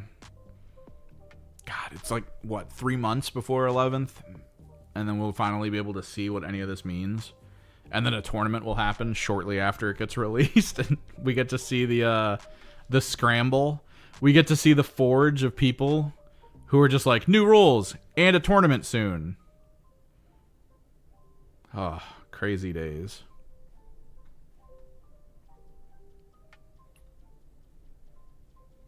Feature unit type aren't enhancements useless? That would be a pretty good question. Upgrade tag on enhancements, which means it would be upgraded 3 non-character units. While only counting as a single choice, though, you will need to pay the points cost. It's going to be weird, man. They also grant you this. For like, this is what's weird to me. I have no idea how they're going to balance this, and honestly, I don't think it's going to be balanced for at least 2 seasons. I don't like they're gonna drop it. They're going to put out a update data slate shortly after, because there's no way this is balanced by day 1. But based on your detachments, you'll have these assigned to your list, and then you're supposed to compare these to your opponents, and then that's what determines missions. I sort of get it, because right now, with singular mission concepts where it's like cleanse and all that, and like there's no difference between armies or no limitations, you technically just tailor a list to the missions and you just deal with it, right? That's all. You just deal with it. Whereas in this system, if you're like, oh, I like armies that have this kind of aspect to it, and that's what you go, and then you go into a guy with like this kind of asset concept, the missions can at least feel a little bit better than you just playing to being like, I don't care if you kill me, I'm just going to outscore you anyway. Like, yeah, you've killed all my units, I'm still 40 points ahead, good for you. like it just doesn't feel like it. Hopefully won't feel like that anymore, but I don't know, we'll see. How your army affects your mission. Yeah, this was it, the take and hold concept, which creates these.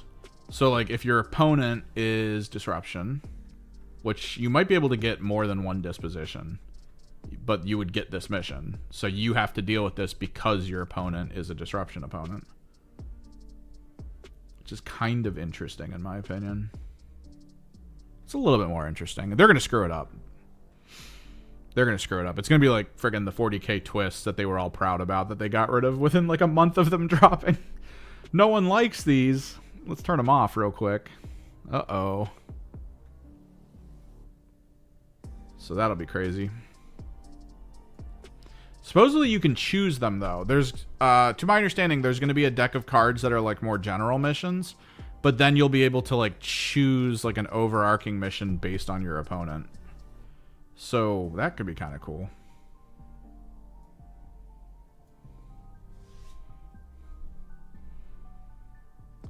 That's a little bit closer to like AOS, or at least what it was, where you have to like choose your battle tactic. New character that my buddy's not going to be getting because he doesn't think it's worth it for him, even though he plays Blood Angels. Boop. This was the big one. So, Hidden and Obscuring, which I haven't put out videos in a while, and I do occasionally get comments on like my really old videos, like my old rules videos. Like when Kill Team launched and I did the rules overview video that I dropped like the day after the rules came out because someone leaked the full book and I used it to create a rules video. So this, I don't know. To me, this is easy, but also people are probably going to be so confused by this at the same time. But check us out. So Hidden is the 15-inch thing, right? The terrain is just the footprint, blah, blah, blah. Foremost among these changes is the hidden rule. Infantry, Beast, and Swarm, which is something me and my friends were talking about. We assumed monsters, vehicles, and anything like that weren't going to be able to gain this rule. So Infantry, Beast, and Swarm, which I'm probably going to be using the Kill Team tokens that we have, like the Conceal tokens, because if they shoot or attack while in this state, they lose Hidden. So you can kind of put the Conceal token on them and be like, all right. While hidden, a model is only visible to enemy units within their detection range, which is usually 15 inches. So you can deploy models a lot more freely without worrying about first turn barrage. It's kind of cool. I like it, for people at least. It makes it so much better than just putting something, because right now in 40K, the way you handle this is your squad's here on this side. No, yeah, they're doing a little bit with AOS and a little bit with Kill Team in 11th. But you would put your squad on this side. You would never step in here unless there was like a full-blown wall that you could hide in. But if it looked like this with like little rubble, you would never step in here. This would never be where you go. And if in this system they're trying to make it so that these are important for missions, that would just make the worst game ever. I think every single Marine player would just run as many Terminators as humanly possible and Lone Ops units. And that's what you would run, because in the forward positions, you would just toss Terminators, and in the back positions, you would just toss Lone Op. And there'd be no other way to play. But giving Infantry, Swarm, and Beast, which would include things like Chaos Spawn, 15-inch Lone Op, because Chaos Spawn can't shoot. So Chaos Spawn will always have 15-inch Lone Op in these things. Same thing with most Swarm models as well. But apparently Cover, which used to be, oh, well, we're going to lower your AP. Well, no. It was, we're going to increase your armor save if it gets reduced. Or we'll increase it if it's not reduced, but you're not at a 3. Like, if you're at a 4, you can go to a 3 kind of situation. That was the current system.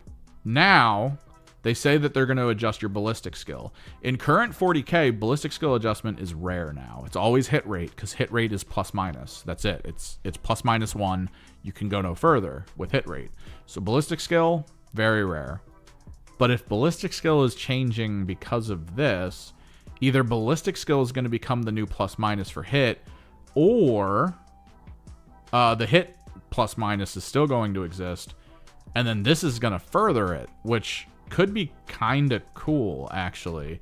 Because right now, survivability in the game is still at an all-time low. They said when they started 10th, they didn't want as much recursion. They didn't want as much sort of rerolls and efficiency boosting stuff. They wanted it to feel more like, oh, my squad has a 30% chance of killing you, and it didn't. Oh, no. Whereas now in 40K, it's, well, I can make a squad have a 130% chance to kill you pretty easily because you can't really counter it. So this would make Space Marines hit on 3s, and then if you have a minus to hit on top of it, or no, it would make them hit on 4s, and then if you had a minus, it would make it 5s. That is a big swing. Big swing. Especially since it's ballistic skill, which means the Space Marine player could have 1,000,000 plus 1s to hit to your minus 1 to hit, and still they're hitting on 3s instead of 4s, instead of 2s, which they would normally be at. in the current system, which is ridiculous because it's always like, oh, 2s and full rerolls. Are you a psychopath? What's wrong with you? So this feels a little better to me. I'm looking forward to how this is going to work out. These missions, this is so much stuff. Second battle round onward, any battle round. This is going to be one of those things. This reads like a kill team mission, in my opinion. The amount of stuff here, use limits, like this sounds kill teamy to me.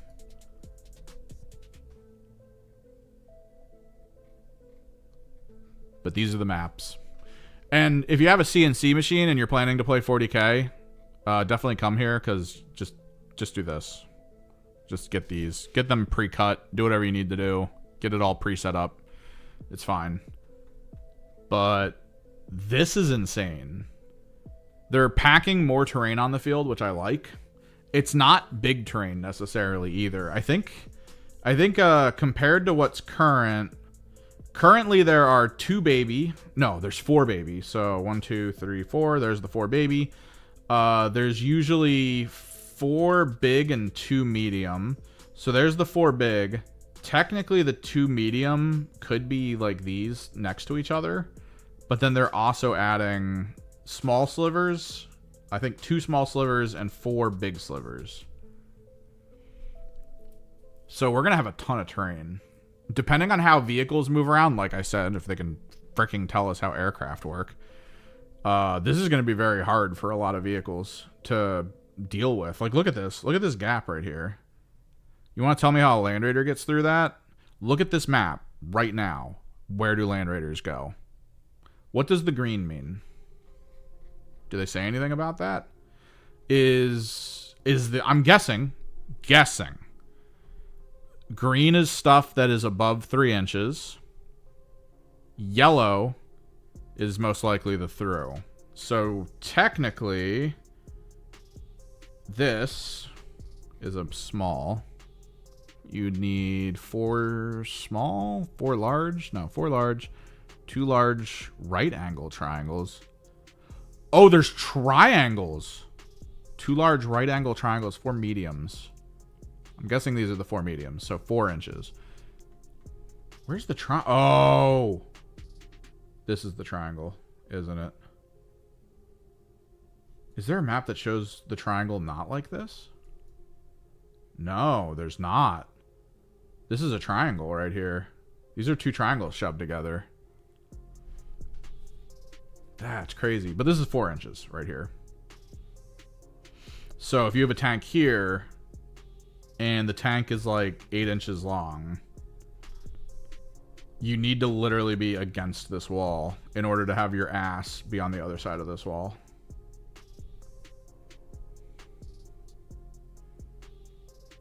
But you can kind of like pocket in if you need to. But yeah, so yellows.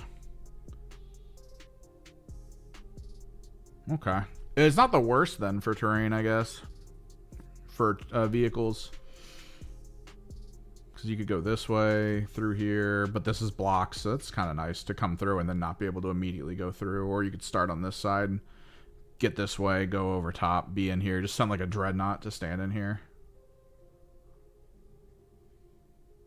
But like, look at how packed this terrain. Look at this. Look at this area right here. Like, what is this? This is insane. It's an L that's not connected here. This is not connected. And then another L immediately past it that again is not connected. Like, this is just the weirdest of all funnels. It's kind of crazy. My thing is they show the terrain. Like in most systems where they're like, oh yeah, you just want a piece here and here. They're actually showing like, you want this thing here. I wonder if they're going to sell... I thought the rumor was they're selling an actual box that's like, this is the competitive terrain. Kind of like how Kill Team does it, where it's like the Vulcus terrain, right? Where it's like, this is the terrain. You need this terrain if you want to do a competitive map. I wonder if that's what they're going to do. Because they are going to be selling the footprint. They did tell you could just make the footprints now. So I'm wondering if they're going to do a box that has the terrain and footprints and then a box that just has the terrain.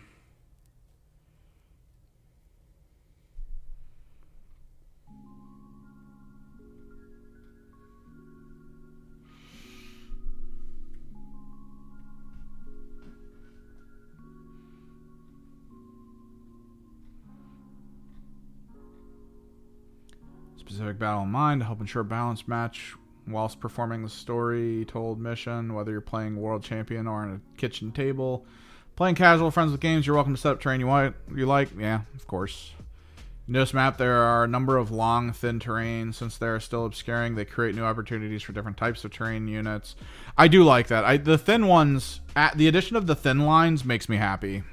Because a lot of the times, the larger ones, they make it so that you only really want to use specific units.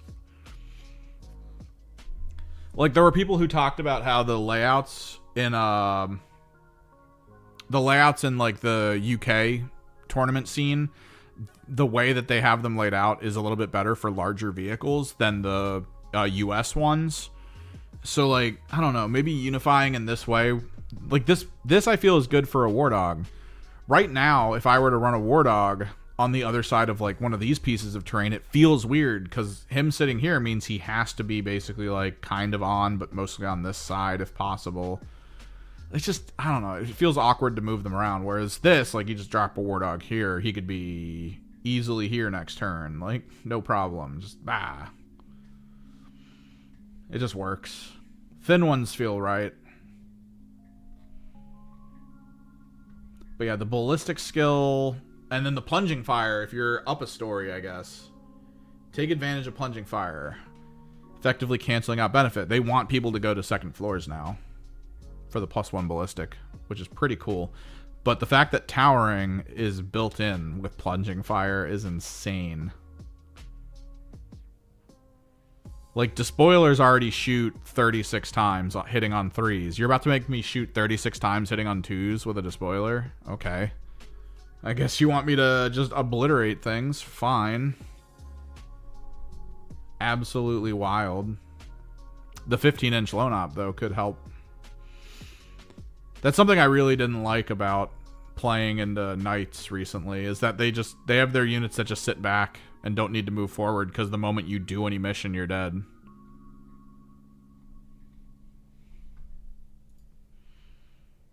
Terrain objectives.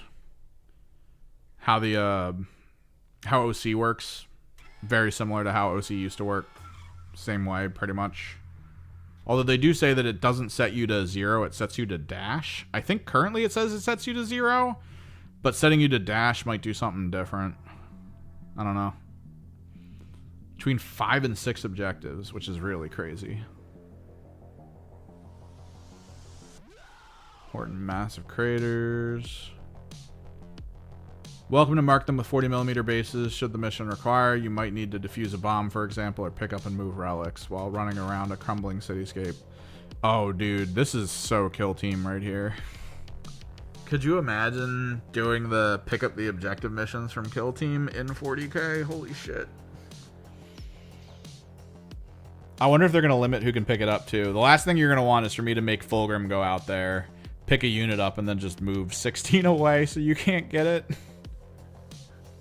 So it's like, yeah, chase Fulgrim, do it. Good luck.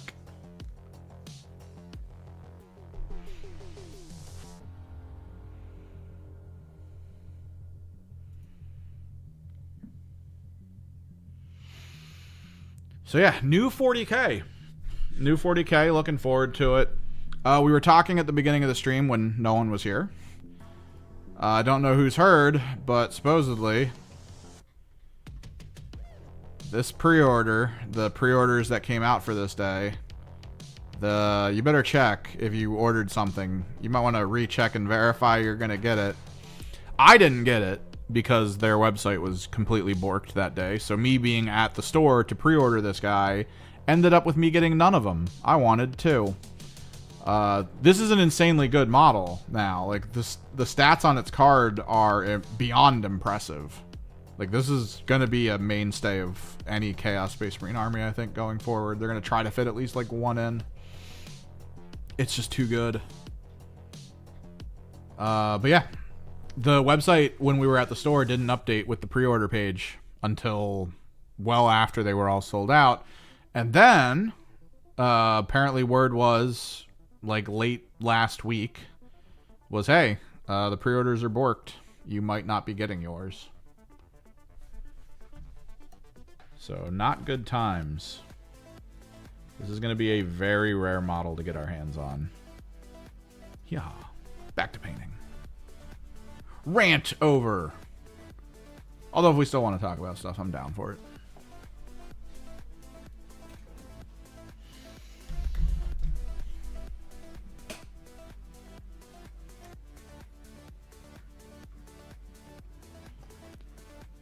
We should probably also talk about what the hell should I play at my friend's house.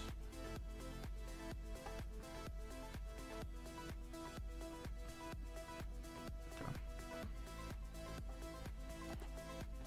I'm painting most of my Emperor's Children, but I don't mind playing them too.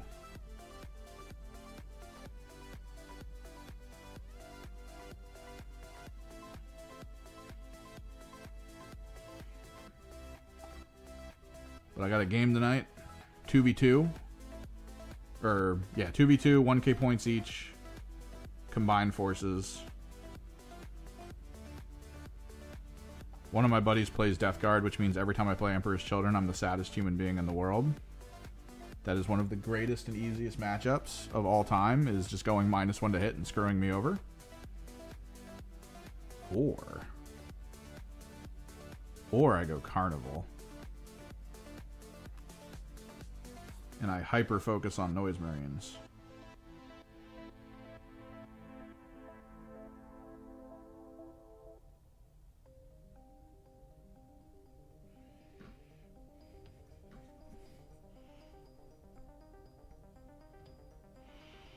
What do we think we should play tonight? They still haven't put the Defiler's stats in the actual app, so I could technically look it up. But the Thousand Suns Defiler that I have, probably not something I should be using right now.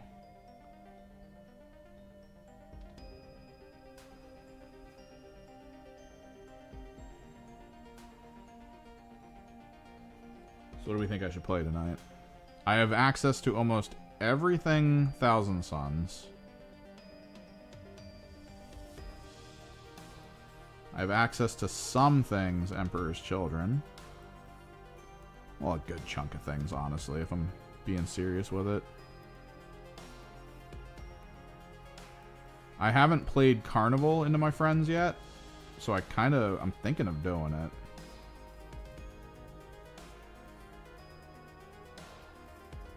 Because Carnival's actually kind of fun.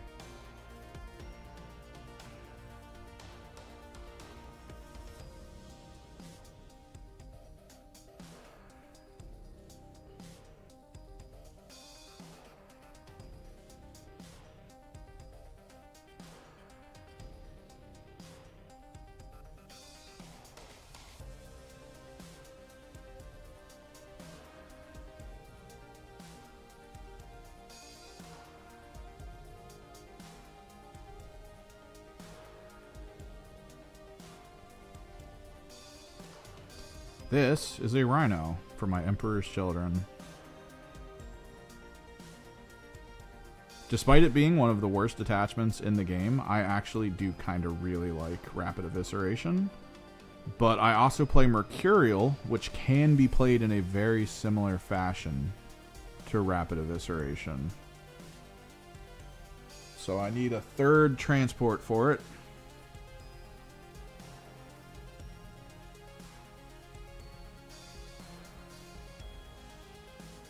We're flatting right now, because I do a non-metallic gold on my Emperor's Children. So we usually flat with Burnt Sienna. And then I build up from there. Like what you see here eventually looks like this with the non-metallic. So we're just trying to flat it down. This is a Horus Heresy Rhino. I prefer how they look to the 40k ones because they got the round doors. And I also like how their gun load layouts look on the top.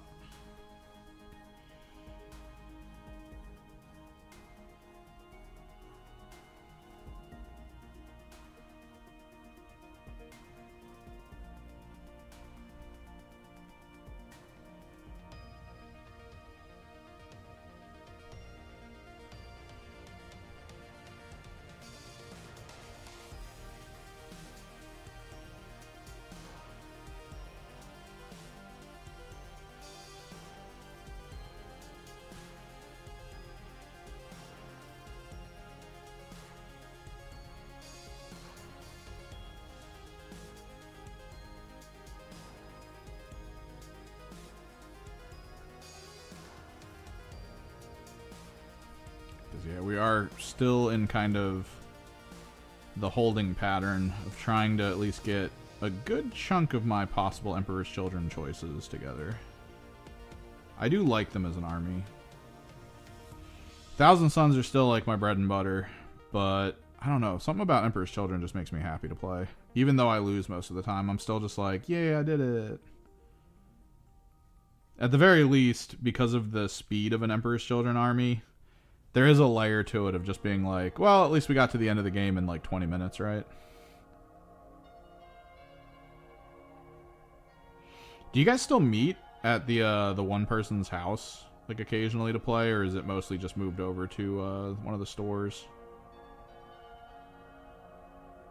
Because I'm trying to get like other games in at other places with people if they're interested.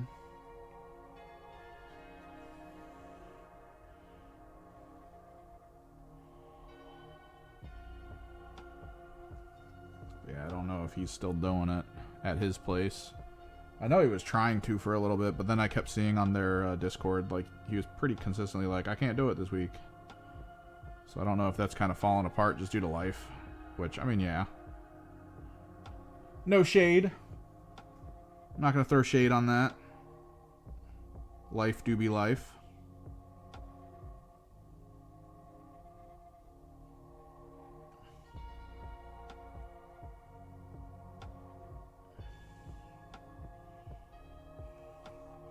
But like, what was he was trying to do games on like Thursdays or something?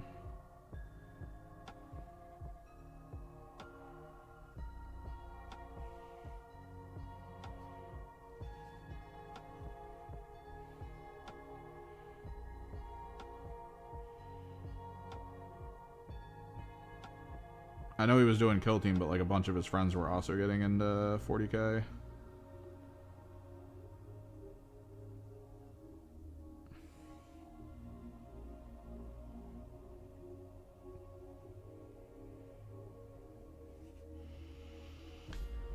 What are you guys doing at Born to Game? Is it mostly Kill Team still, or do you guys actually like dip into other things? Because like Thursday, I don't know, it's still a struggle. I've talked about how like it's kind of rough for me to get out there, just because it is like a half hour away. But the place, like the way that traffic works in that area, it's either a half hour or it's an hour. So like if traffic's really bad one day, just randomly, it's like, well, I can't go that way now. That stupid bridge.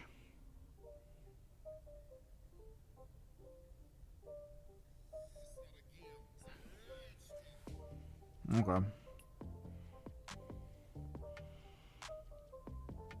Because right now I'm mostly playing at my friend's place, but that's tonight. That's at like 7 o'clock. I have ruined my sleep schedule doing this. Because we'll usually get a game in, and then it'll end in like, we'll start at 7, and we'll end around like 9:30, 10 o'clock, because like we make a mistake or a roll doesn't go our way, and then like the whole game is basically up in the air, and it's just like, oh, well, there's no way for us to win now. So we kind of like reel it in, talk it out real quick, and then re-rack. Next thing you know, it's 3 a.m. and we're finishing up the next game. Like, I don't know what happens the second time to make that the case. Yeah, but that's like the thing. Like, if I show up there if I show up there at 7, 8, 9, in 2 hours is usually when I want to be back here and ready to get work done. I can give it another hour. But, like, that's a big drive for just, like, 2 hours.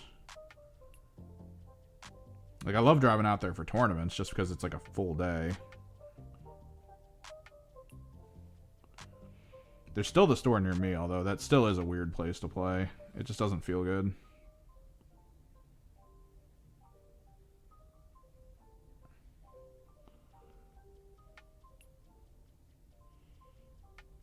It's so awkward to play there.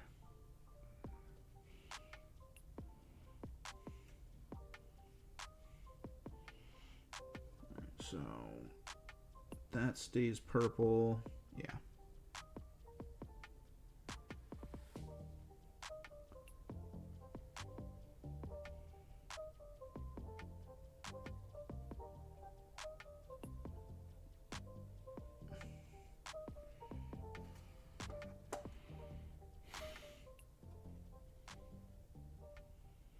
Like, I still talk to people about the one game you and I played there.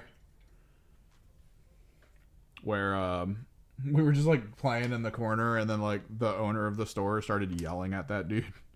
Like, out of nowhere, just, like, slammed hands on table and started freaking out.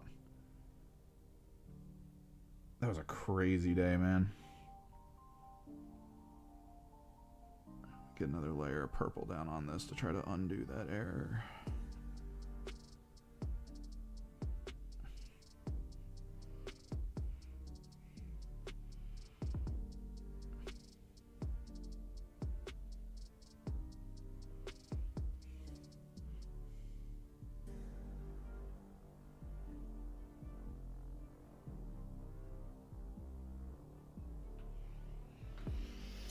Such a wild day.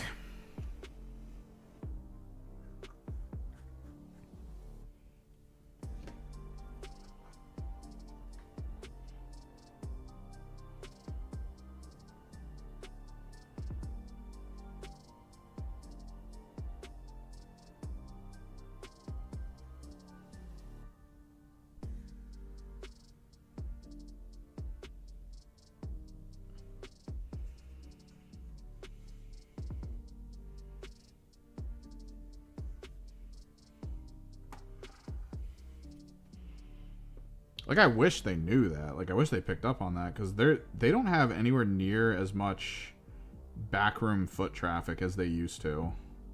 Like, that place used to be popping. Like, I remember I could go there at any point in time of the day. There'd be like 15 people in that back room trying to get games in of anything. Now you go there and it's like the same 4 people, and they all seem to hate each other. It's like, dude, what's going on?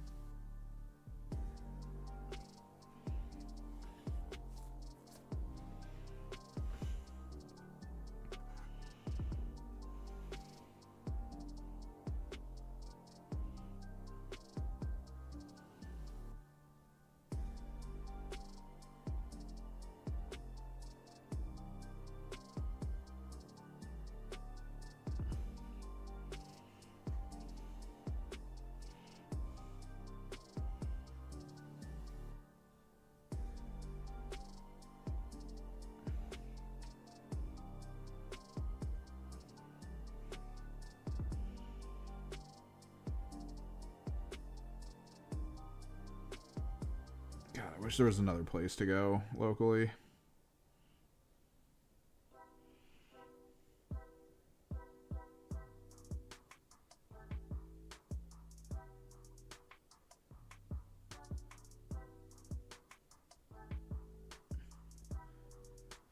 We could really do with a Warhammer store, like, in the area here. Like, a proper one. There's a big college here, so, like, I don't know. It would just be, like, more pertinent to have something like that. in the area as opposed to like a half hour away.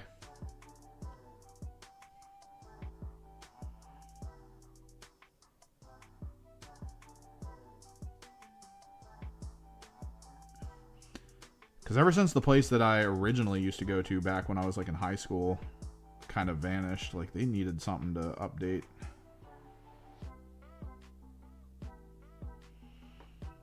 I know they attempted to go to this like brewery. It was actually kind of a cool idea. There's like this brewery that was, I actually figured out what happened because it was called like the Midnight, something like Midnight Gaming or something, because it was Midnight Brewery. And I was wondering what was up with it, because when I was getting back into 40K, I was seeing people from their post, and they were working towards getting an event together. And that was kind of cool. And then the event ended, and I was like, all right, cool. I'm going to head out that way at some point. So let me see when their next event is, where they're going to gather up and play. And then they never posted anything after that point. I was like, oh no, something happened. Which apparently, yeah. The brewery, the reason that they were allowed to do what they were doing in the brewery was because the guy managing the events built them most of their brewery stuff. Like he built the front of their bar, he built all that. Like he was a carpenter that was able to like construct stuff, and like that was the kind of a deal that they made with each other. Like, we'll give you a place to like meet, you know, once a week or something and play games with people if you build us these things. And he was like, all right, cool. So he built them the stuff, and then they kind of backed out on the deal afterwards. They're like, yeah, now we don't want you coming here anymore with that group. So like, ugh.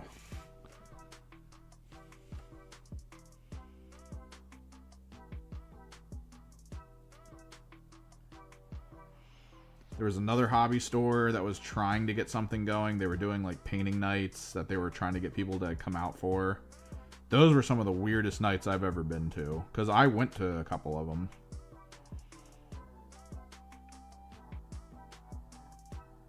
And it was like some of the strangest people would show up.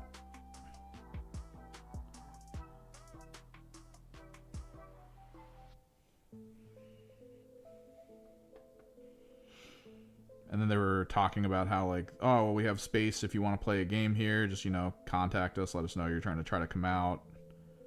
Blah, blah, blah. And it was like, all right, cool. But then the place, like the actual place, the landowner or the landlords for the shopping center forced them to move. Just one day they were like, hey, we're going to move you over to this storefront because we want your spot for someone else. And they were like, what? So they forcibly moved them to a smaller store where they couldn't do it anymore. So they had to like completely stop doing all the community stuff, which sucks.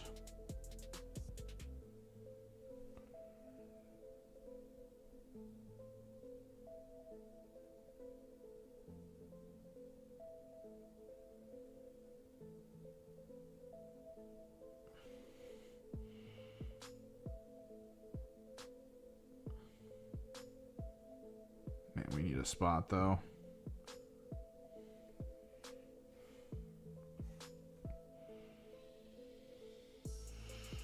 It's crazy because there is a lot of like interesting spots that are opening up. There's a spot near me that used to be a daycare center that they're just leasing, and it's like a whole big building with a nice big parking lot. I wonder how much it would cost, because it was a daycare center before, which, I mean, daycare centers make a ton of money, so maybe it's a bit expensive.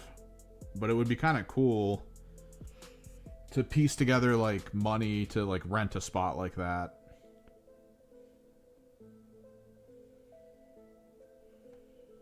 And then run it as like a place to meet up and play games. Like a clubhouse almost. Get like a monthly fee built into it.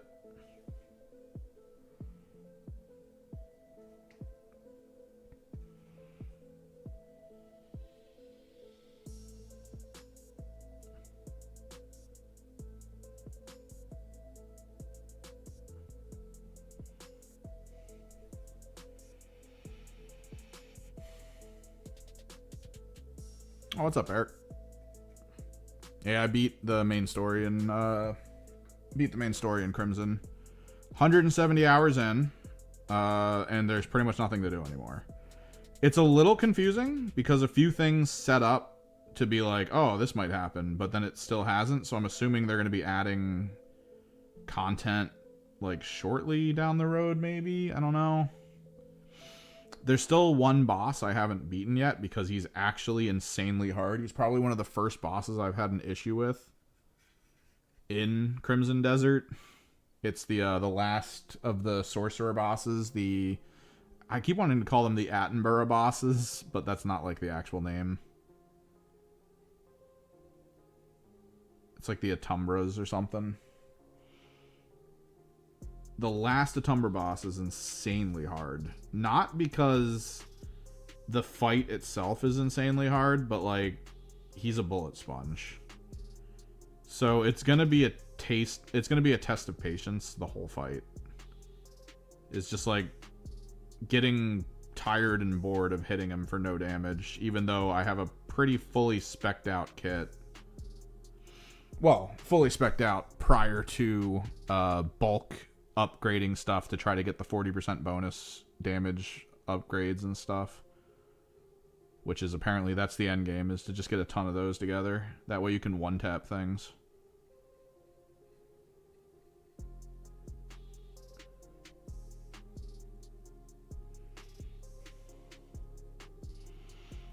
But I fully restored the capital. I moved my people to it. Like, I've done pretty much everything. It's pretty much over.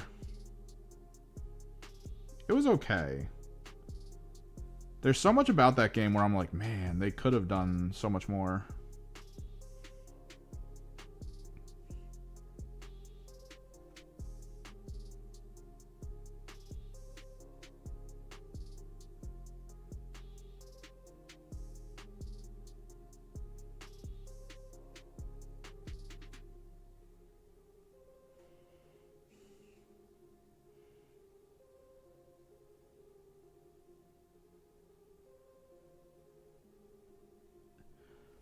Like, the game feels like it should have been closer to like a Valheim, where you could set up like a stand-up server for like 10 people to play on or something.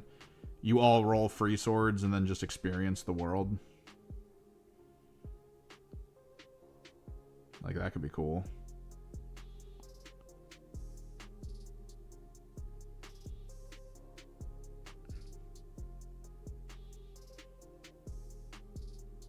Because I gotta tell you, Cliff's boring as hell. The story is not great.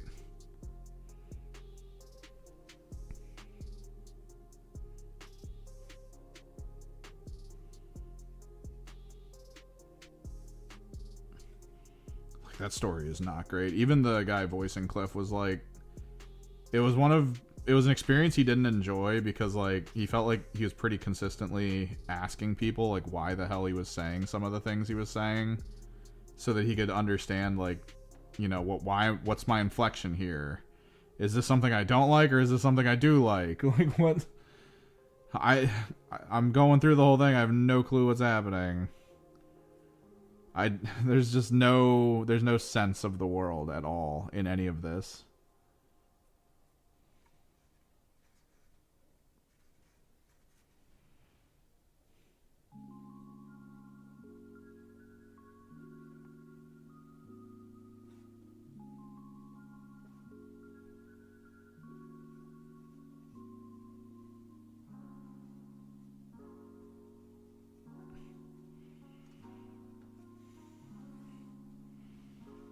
He had zero clue what was happening. And yeah, the story doesn't really make sense or even matter necessarily.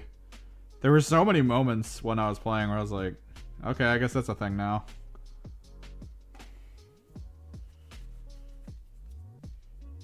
No, yeah, the exploring's fine.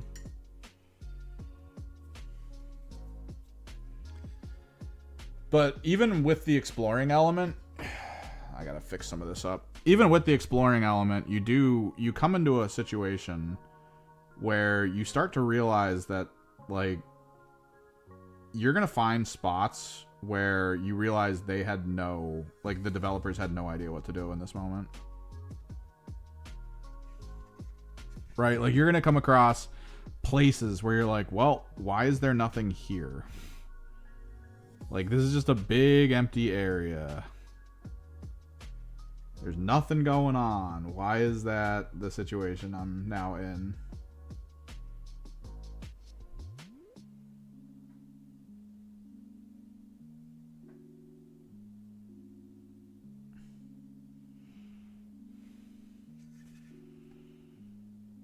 Like, it does really feel like they ran out of steam at some point. Which, I mean, it leans into the credence, the idea that, like, the game was going to be an MMO, and then they were like, well, we got to just put it out. Let's just make it, like, something a little more simple. Eventually bringing them to the conclusion of being like, let's make just a single-player game. And then they just took a bunch of the elements that the MMO was going to have in it that were done, and then let it exist.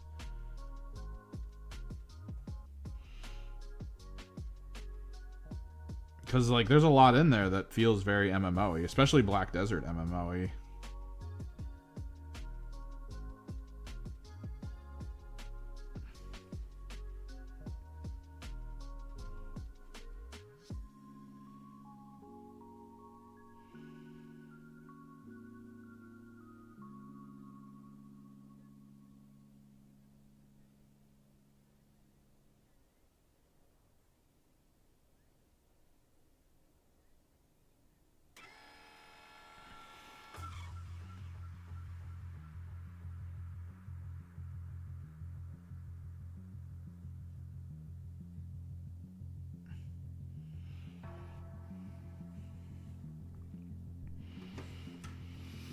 But yeah, there's a metric ton of detail in that world.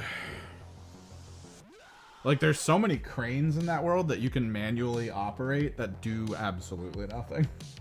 Like, there's so many places I've been in that game where I'm like, oh, is this something I can actually go to? And yeah, you walk over to it and you grab the friggin' thing that you can then turn to make something else happen for no reason. For actually no reason. There's zero reason to do any of that. Alright, let's do the orange. The Naples yellow, I think. No. The cadmium orange. I mean, it's cool and all. It gave me a lot of time to play. But, like, man, this game could have been, like, something actually amazing. I've heard people talk about, like, the thing that would make this game perfect going forward is if they make it so you can mod it, right? The first thing that happens if you can mod it, they make it a multiplayer game. Someone figures out how to make it some kind of co-op-y multiplayer. Like, right off the rip. And I'm pretty sure Pearl Abyss doesn't want that to happen, because then this game would technically be competing with their MMOs.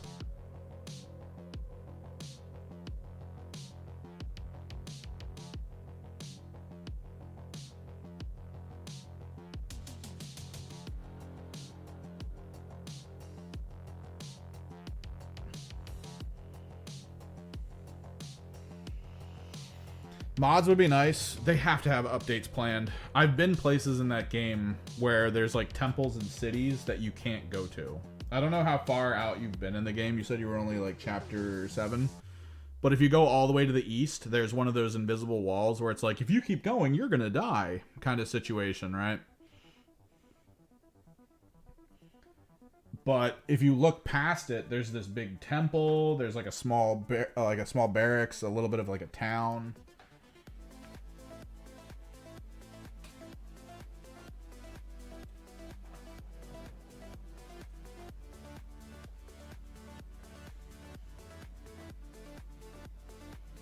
So they've got to be thinking of adding more.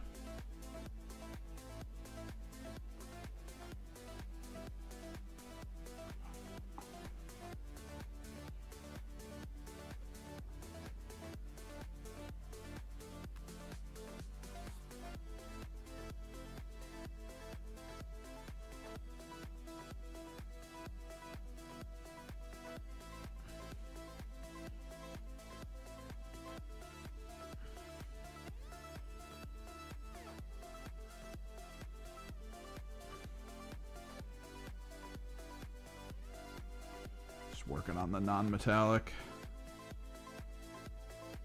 kind of careful where you put stuff.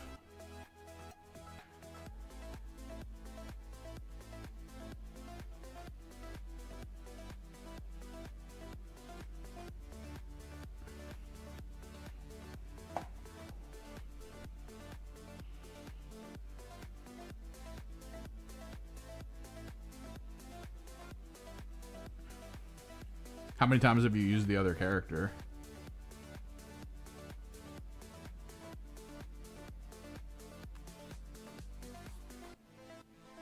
Like, I feel like the common response everyone has is just like, other character. Like, I don't think there's a single person who was interested in using this side character that they just kind of like threw at you one day. They're like, hey, do this. Go.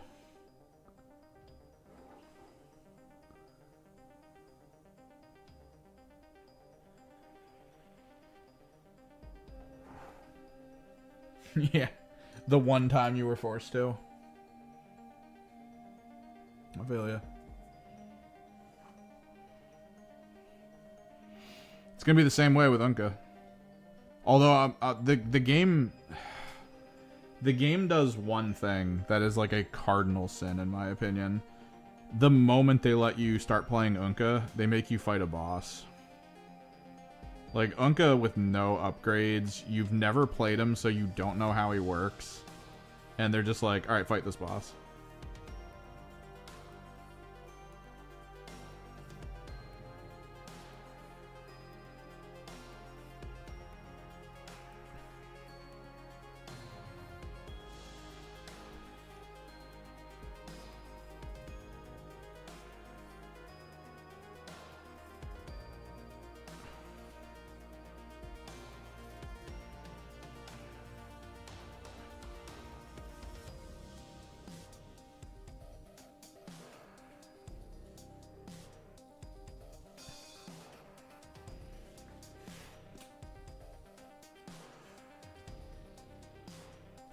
It took me a while to figure it out too. Like I think I died like 10 times to that boss because I was like, how the hell does Unka work?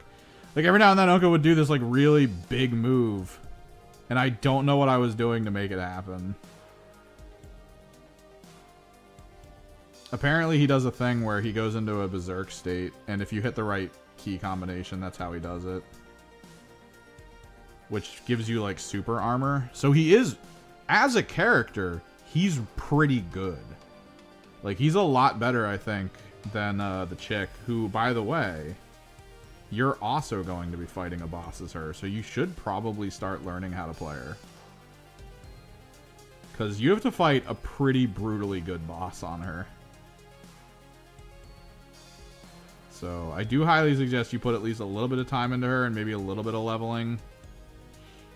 Stats, when you level up your stats, those are universal, and then some abilities are universal as well.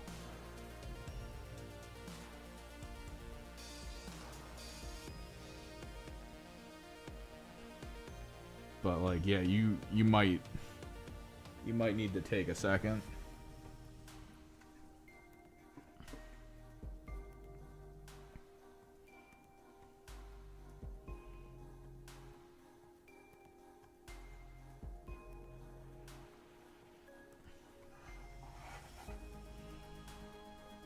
She's not bad, though. Like, she's okay. She's not as cool as Unka with his abilities.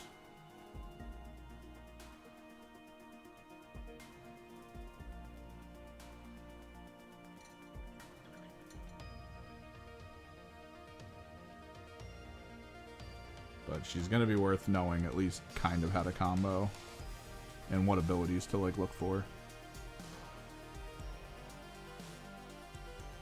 Because, yeah, you fight a very obnoxious boss as her.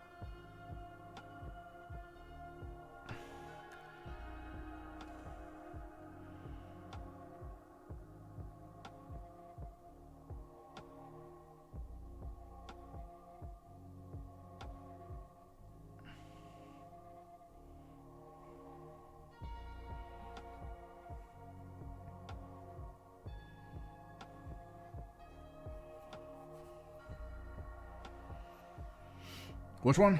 We talking about 40K now?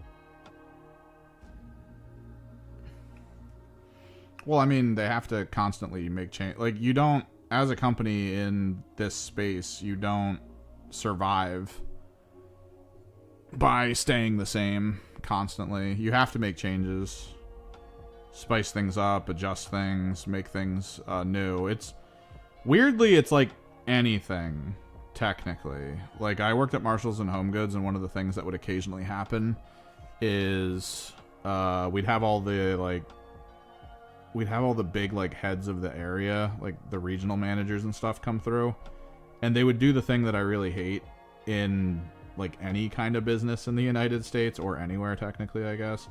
And they would play the whole like, we're going to say a bunch of words that mean nothing, and that's going to be the rationale behind why you guys have to like do a bunch of work now. And it's like, oh, well, the flow synergy isn't right here, so we have to make these adjustments. It's like, what do you mean flow synergy?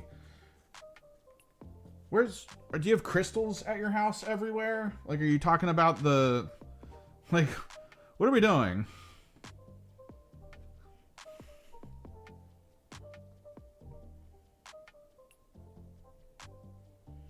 Do I do Naples yellow here? Do I do, where's my other one?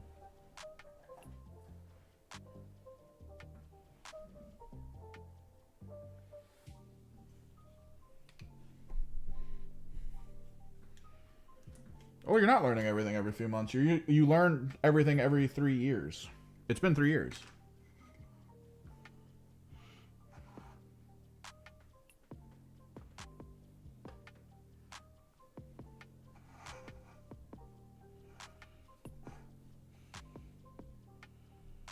And then you have to relearn missions every year, I think was the trick.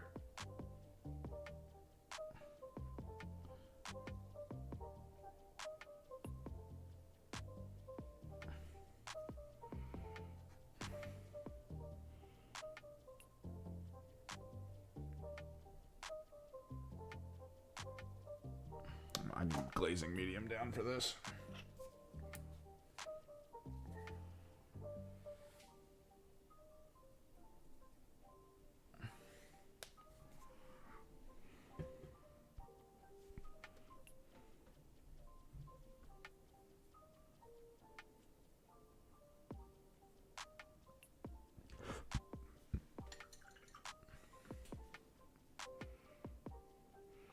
And be thankful that they're doing it this way, where a lot of stuff is rolling over.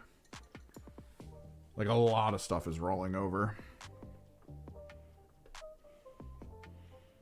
Because, like, historically speaking, they have done situations where it's like, surprise, everything's 100% different now. And those are the moments when it's, like, really bad.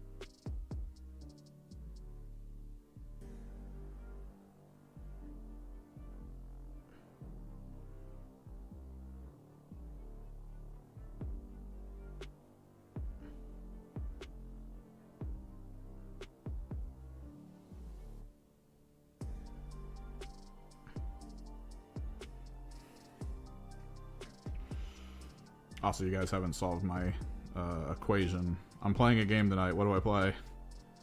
I've heard nothing, and now I'm getting worried that we're getting closer and I don't even have a freaking army list together. It's a 1K game, technically 2. It's 2v2. 1K each. I have Thousand Suns. I can go pretty much any detachment. I have EC that can go most detachments. Although, with this Rhino and one of my Noise Marine squads on the painting table, technically I couldn't really be strong into anything because you do kind of want that third squad of Noise Marines. But like, I'm pretty sure I could just play them. It doesn't necessarily matter.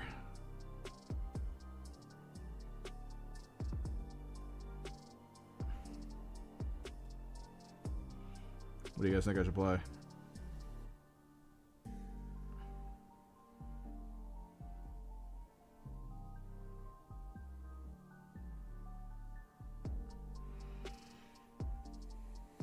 Well, yeah. I mean, that's the only way to win right now until the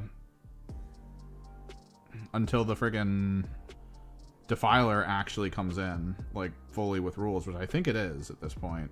We need to see a tournament with it in use. Because that thing is god tier in Emperor's Children. That thing hits on 2s with las cannons in Emperor's Children. Like, good luck trying to beat it. It is going to be scary good. It's better than frickin' Fulgrim at way less points. It's like 100 less.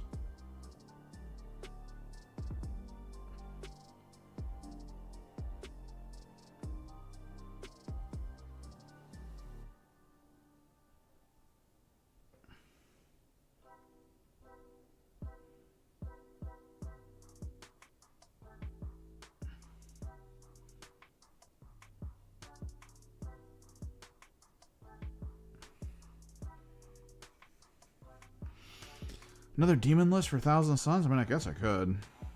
I feel like I've hit them with that one too many times so far, though. I don't know. I could see it. I've actually gotten pretty good with the Thousand Suns demon list.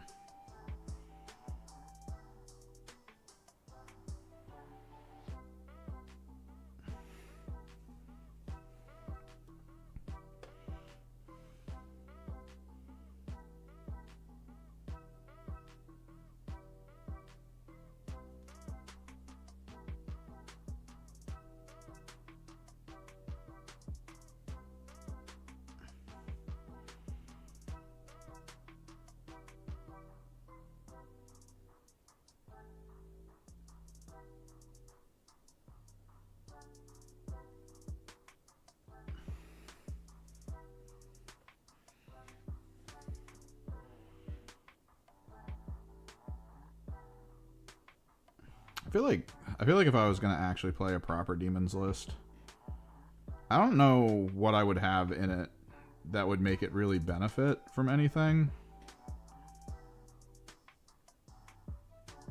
Because I know the big thing is that you get like 4+ invulns against shooting on regular troops, which is pretty cool when you consider Zangor. Just being able to give Zangor 4+ invulns is like crazy, especially if it's pretty consistent.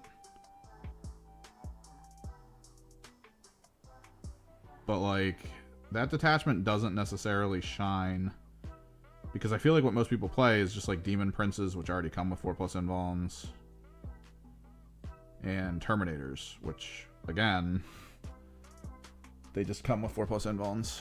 So it's like not important. And then the only unit in the Demon detachment that matters for the bonuses and benefits you provide are the birds, which are able to then cast Thousand Sun spells. So it's like, all right.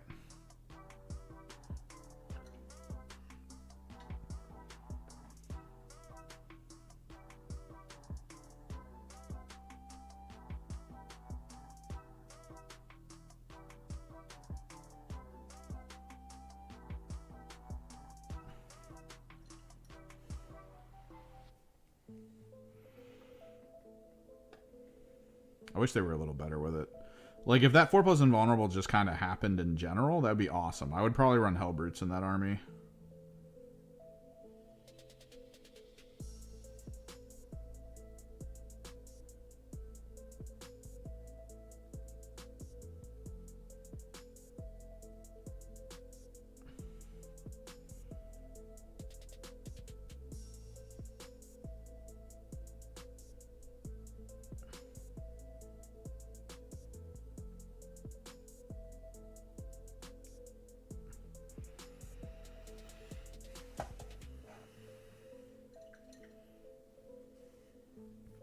I don't know. I'm thinking I could probably make something work in Carnival for 1,000 points. The Emperor's Children Carnival. That's the demon list for Emperor's Children. If I was going to play Demon Thousand Suns, it would pretty much just be like... I don't know. It might be... I might try to basically do Kairos and one Lord of Change and then just fill with strong units. I don't know how else to run that.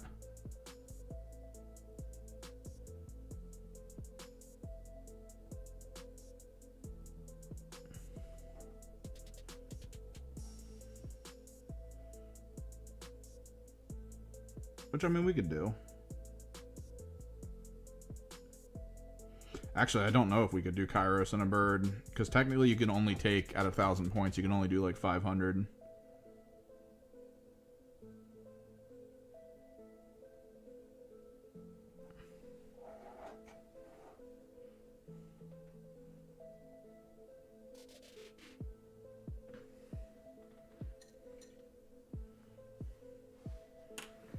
Think Carnival? I've got Demonettes, which are some of the cheapest units you can take in Emperor's Children, which is nice.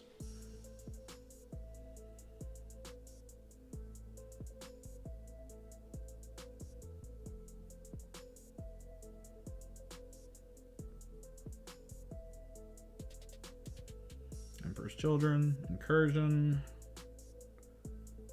Carnival of Excess. The Circus will be the name of this. Battle line. Let's do 2 squads Demonettes. The main thing you want for power is Noise Marines. I have 2 squads Noise Marines done. Cacophonists, 2. Alright. Baseline army is already at 610 points. We have to figure it out from there. Technically, the Demonettes are trade, but they're not necessarily trade.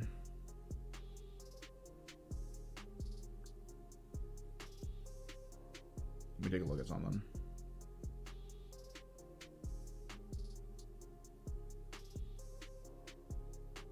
I could put Fulgrim in this list. I don't want to do it. I don't want to be that guy.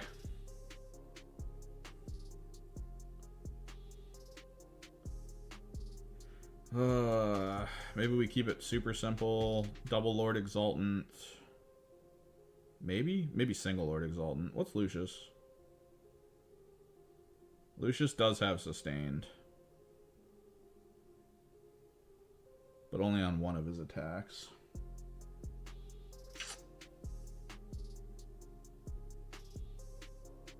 What strats do I have access to that matter? -1 to hit and shooting.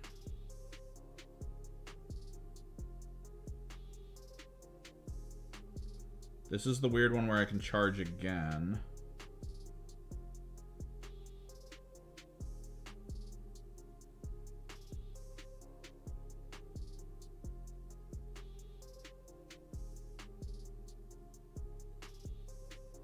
Two command points to uppy a squad of Demonettes.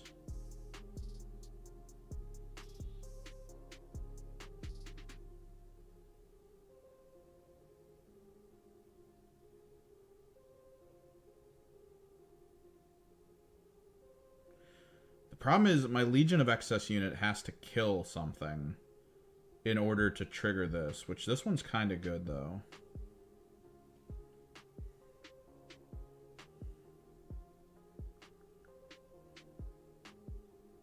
Maybe I go 2 DPs. No, I do think I want 1 DP at least.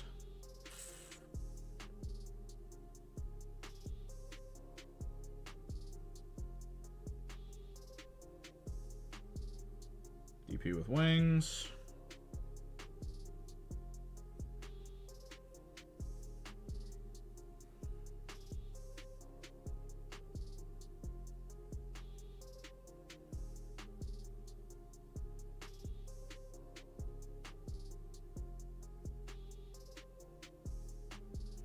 What can I get? Select one friendly Slaanesh unit within 6 inches for free heroic intervention. I think I try to put that on a DP. No, I get the Possessed Blade on a DP.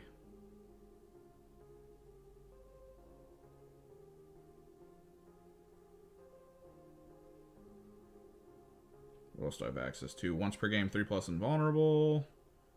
And the ability to move through enemies.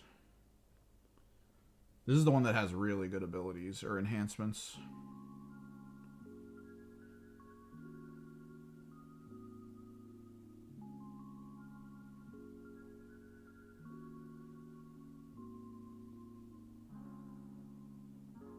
I don't know where else to go with this. I'm taking a DP because I need something to hit something. And I'm at 825 points. So I have 175 to go. And I'm not sure what to do with it. Actually, what I should be doing is checking who my buddy's going to be.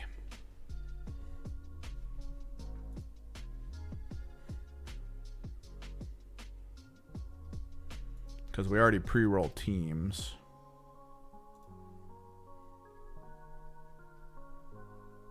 Oh, I'm playing, most likely playing with my friend who might go Blood Angel, might go Sisters, might go Aldari.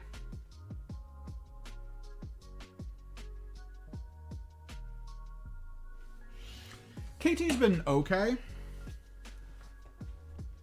I've been focusing a bit more on 40k recently, just because. The KT release schedule seems a little off to me right now. I think they're trying to adjust it to something a little more casual. But maybe it's also because it's the lull time, as we talked about. I mean, it's 11th edition coming. Why would you be going hard on Kill Team at the exact same time as you're trying to clear the runway for 11th to launch? Because for the investors, this is big, right? Like, this is the we're going to watch how this goes moment for the investors for Games Workshop. Because, I mean, consider how good it was COVID era. So, Games Workshop now has that lingering BS above it that, like, video game companies and stuff all have had for, like, years now, where their investors get really scary when they don't hit the same numbers as what they were getting during the COVID era. You know, when stuff was, everyone was indoors looking for ways to entertain themselves. When there was actually extra money going around because of that. Because there were a lot of, like, those COVID things in place where people were just getting extra cash.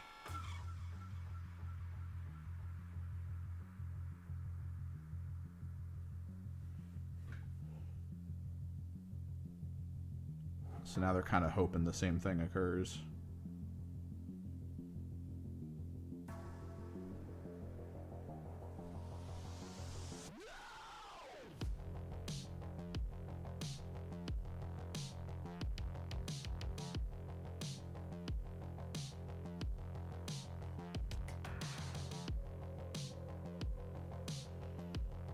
So we're going to have to see what happens.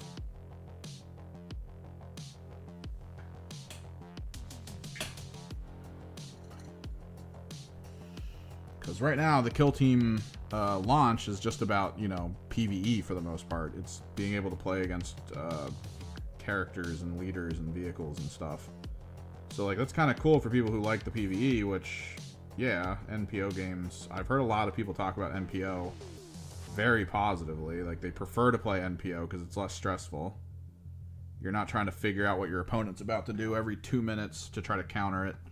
Instead, it's the NPO, which, I mean, NPOs have a set parameter of things they can do. So you just have to build your strategy around being like, well, if you go out, I'm gonna pull aggro and, like, blah, blah, blah. And it's like, all right, cool. Just go from there. NPO fights.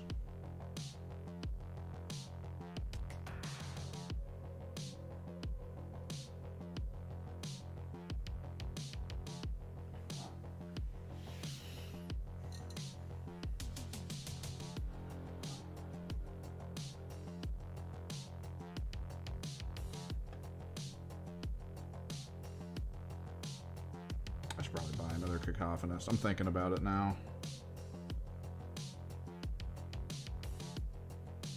I might as well have 3 Cacophonists on hand. Oh, I should probably ask. Ooh, okay. I have a friend who has the Slaanesh guitarist model.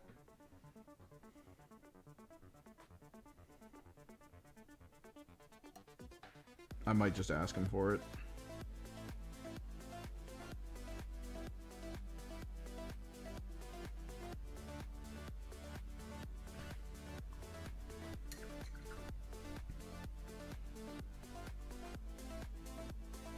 Because then I could have one of my Cacophonists just be the specialty guitarist player. Which could be kind of cool.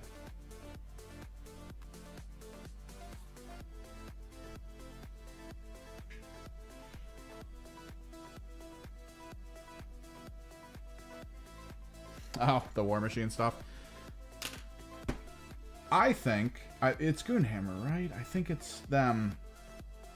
Does one of the guys who runs that website live in the tri-state area, or like one of the editors or something? I think I just played a tournament with him. Not that long ago. Like I think at the beginning of the month or something, or no, last month.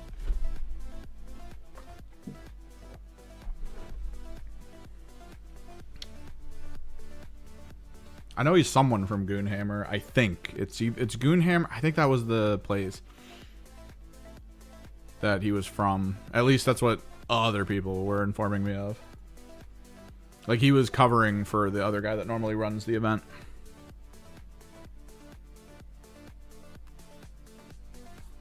He got to battle against J-Dubs, the guy who plays the Tyranid army that they talked about on Tactical Tortoise.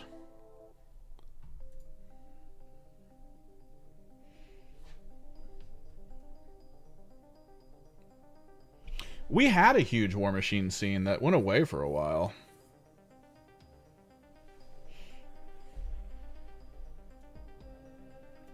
I know I have a buddy who's like, I think he's part of their, it's one of those programs that they do where he can like print stuff. He tried to run a tournament. He's not good at running tournaments. He got really pissed off at everyone because people were showing up to his War Machine tournament with like Warhammer 40k stuff, thinking it was a Warhammer 40k tournament. It was like, I don't know. I think he kind of like did a rip the Band-Aid off moment where he was just like, yeah, I'll just do it, and then he just kind of like did a War Machine tournament as opposed to building up with like smaller events, smaller games, smaller like how-tos until he gets to eventually the crescendo of here's a tournament.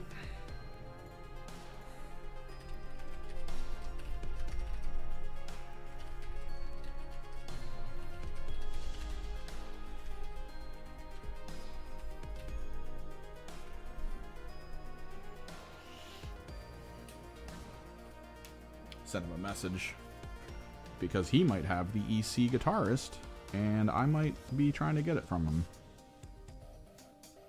for a Cacophonist.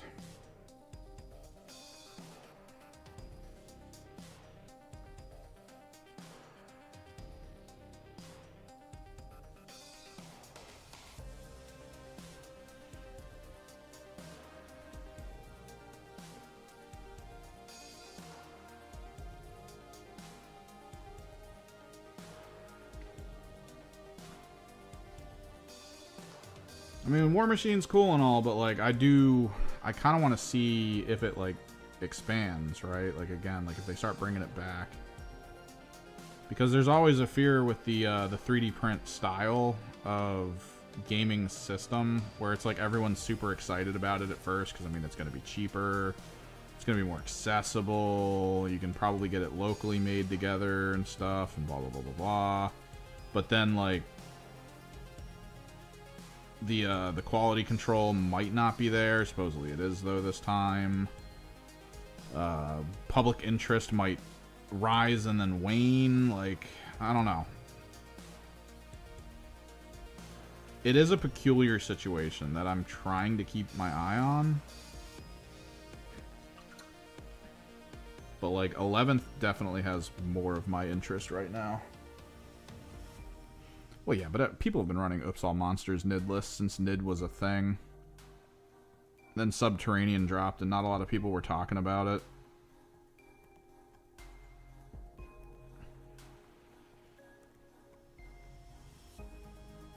Which basically made JW to go like, all right, let me get my Nids together and actually paint them real quick. His business casual Nids, full khaki.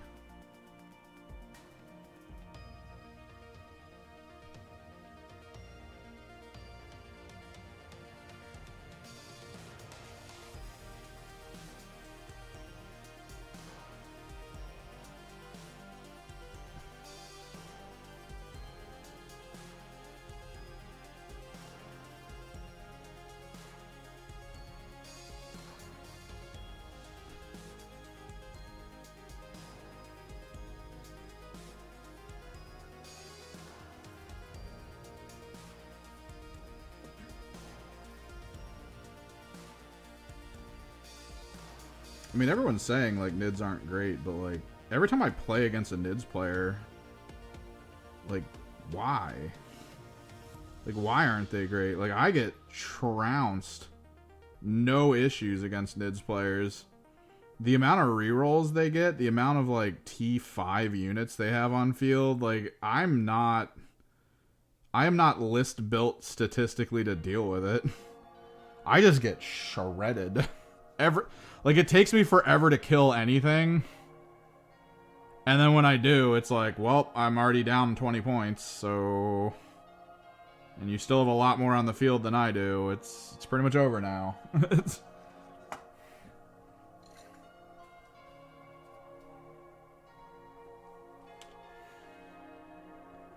It hurts so much, man. Every time I play a Nids player, it's like, man, I wish... But, like, their actual output is like, alright, here comes my 40 attacks, full rerolls on hits and wounds. And it's like, where are you getting both of those? How are you full rerolling all of it? Tell me. And they're just like, well, the output's not great. And it's like, well, mine's worse then, I guess. My Thousand Suns output is worse. My EC output is worse. Like, I'm just gonna get shredded real quick, I guess. This is how the game is gonna go.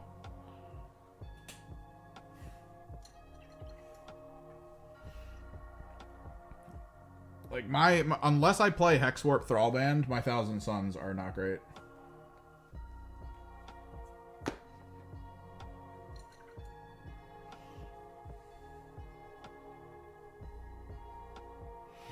That's just a positional thing then, because, like, I don't know, like, they get to me in, like, a turn. So, like, they get to me from safety, usually, in a turn. Like, I can't nuke them off the board if they're just in my shit. And I have to be out there doing missions, so if I lose my mission people, then I'm also gonna eat dirt.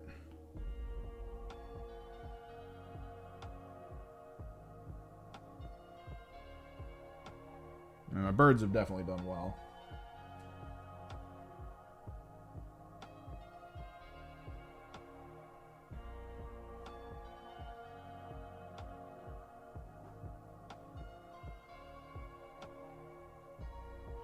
I did play into a person playing with multiple Lords of Change because they were expecting to do really well against my Hexwarp Thrallband, but then, like, his birds did nothing to my Terminators, and then I obliterated him. Like, absolutely obliterated him. Be'lakor down in a turn, full dead.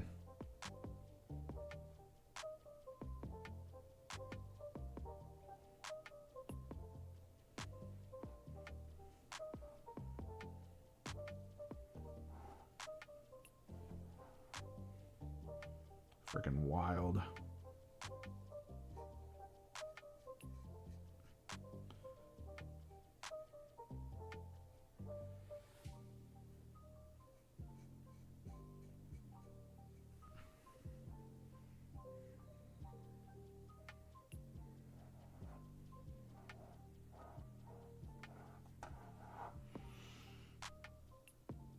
Yeah, that's why 11th is intriguing a lot of people. Since the general game itself is going to have a lot of functional things that could enhance units that no one's used yet, or no one cares to use, just because they are generally weaker. To be able to bring those squads up just through like the general rules of the game as opposed to like the individual team rules and stats could be interesting, but we'll have to see. But I mean, that's what just happens everywhere. Like, the only reason a lot of like side games that not a lot of people play feel fresh is because not enough people have gone to it to be like, well, no, this is the only list that matters, and if you don't play this list, you're gonna lose. And it's like, oh. And that's just the general issue with gaming. Like, the things I've seen come out of Magic the Gathering where, like, well, this is the deck you need to play, and maybe there's only one deck that's good to counter it, but, like, unless you're playing either of those, you're not really playing the game, which just makes it boring. It's kind of the thing, like, with side games, the thing that makes it exciting is just the lack of people looking to break it.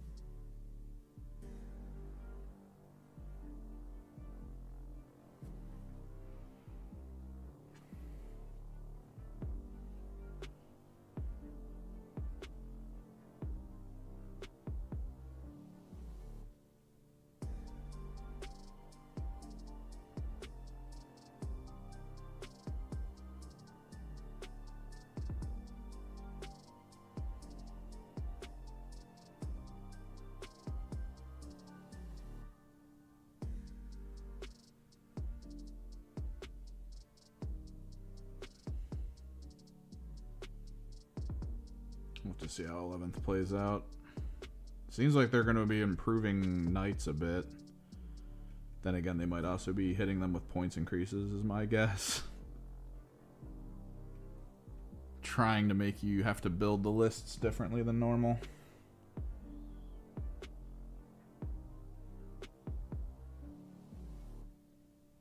But man, all Knights getting +1 to ballistic skill. Well, towering Knights. Kinda crazy.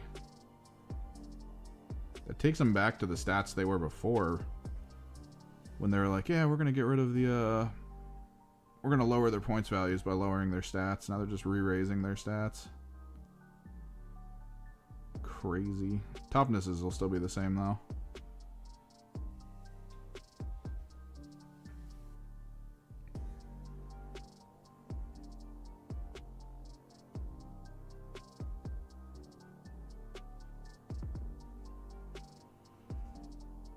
Oh yeah, it's still no. But it still has like that fighting game, the FGC issues, where there are just gonna be things that are passively strong, and even though they're gonna play it differently, it's like, it's still gonna be like, oh well, those characters are still hella strong. And there are cool moments in FGCs where like the character no one talks about suddenly wins. Like, what was it? It was Birdie, I think, when Street Fighter 5 came out, that everyone was like, Birdie sucks, and then that guy won like the whole world tournament with him.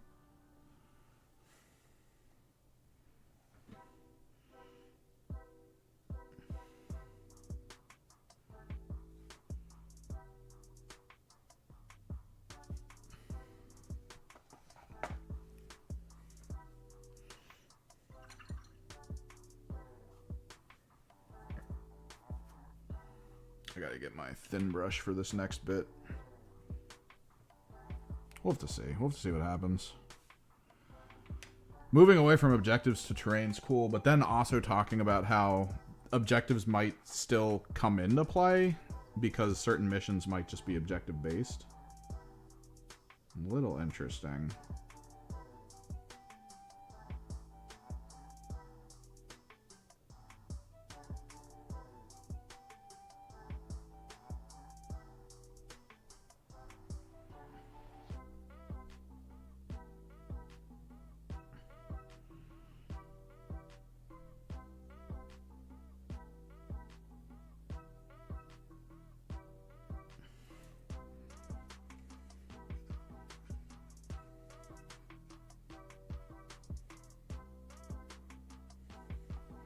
No, I mean, it's all about what will shake out at the end. Like, what's going to be the big thing. I do think a key thing Games Workshop needs to really work on, based on what we saw with 10th, is, like, a lack of fear in a concept coming to fruition. Like, as a Thousand Suns player, it was really enjoyable to see the Codex drop it first, because there was a lot of layering in terms of like combos and things you could pull off. And then the fact that they nerfed it, like they got rid of it to the best of their ability. They were like, oh no, that's a little too strong. Oh no, that's something that's a little bit too crazy. Oh no, I need to get rid of it. We need to stop that from being a possibility. We need to adjust it to just get rid of it completely. But then like other armies have it. So, like, their fear of it in Thousand Suns probably should have also existed in other places. Or not at all. Like, it kind of needs to be like that one or the other, where it's like, please don't completely undo. Like, a thing that feels almost like... How do I put this? Like, almost like a mechanically cultural, like... to the core of an army. Don't just get rid of it because it feels a little scary, but then for another army where it's there, be like, oh yeah, no, it's fine here. like that just feels bad. Like I don't know if that'll ever feel good to watch like something get stripped from what you have, and then to look over at your neighbor who has that same thing and being like, oh man, I'm so sorry that this is coming for you too, and then it just never does. Like, that feels miserable. Just like, oh, 2 years later, we still have our built-in tons of rerolls, and it's like, oh. Huh. Could have swore they would have got rid of it from you too, because they got rid of it from us because it was too strong.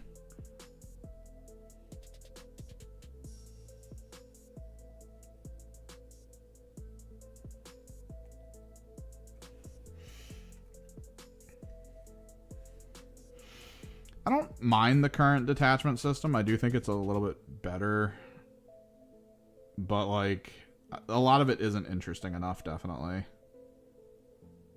And they definitely didn't think about it enough, either. The fact that it took them, I think, what, a year before they finally assessed that the Demon Thousand Sun detachment maybe needed some rewording so that the demons could be affected by stuff and it's not just, like, a one-way road.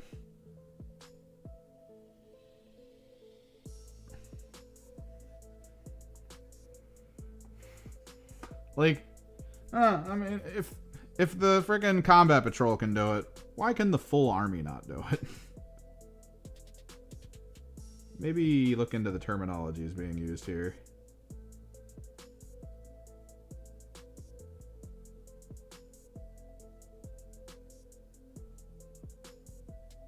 I don't know, it's just a little weird.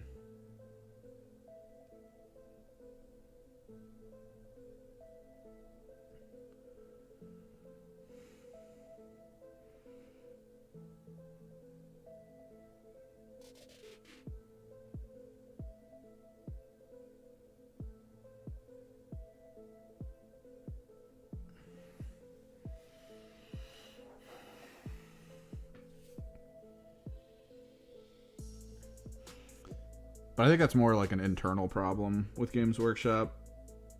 Because, like, I mean, we can all kind of agree at this point. There are detachments that every army has where if you're going to play that detachment, there's like nothing in it that's gonna make you like useful or be able to win a game, because the current rules and the missions and everything are so counterproductive to your detachment rules that like you're just not gonna get points ever, and you're not gonna be able to survive things. Your detachment might be like super hungry for command points, and then you won't have a way to generate them. Cough, cough. The only way to generate command points outside of tactical missions in Thousand Suns is to go the demon detachment and go Kairos and roll 6s. And they have detachments that are straight up like, oh yeah, you're gonna be pretty hungry for command points here. And it's like, all right, cool, man. Thanks, game.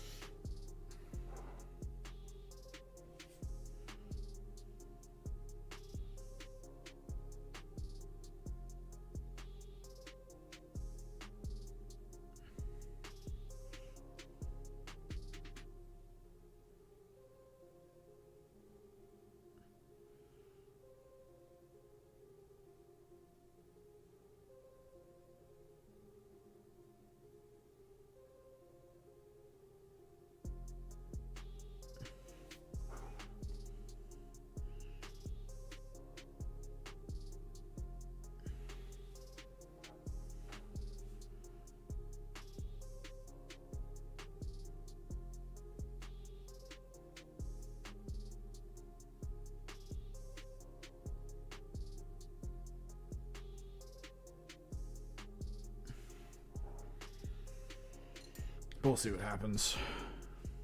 I like the idea that it's going to be...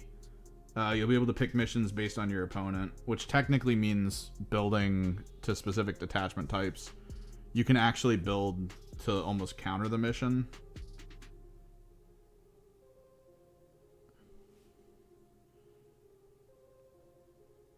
Because you'll know what missions your opponent can take into you.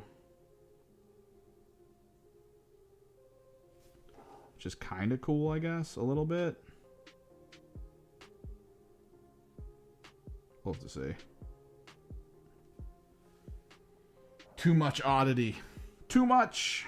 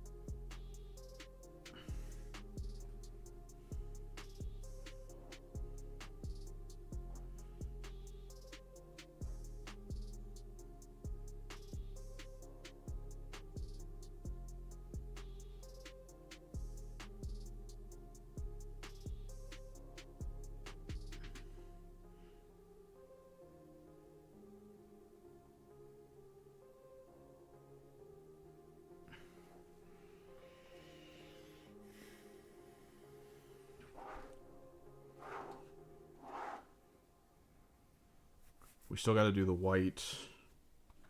What time is it? 4:05. We got to do the white, and then I got to go back to all the other rhinos and hit all of their rivets as well, because I never did the rivets there. I do got to fix up some of the purple on this.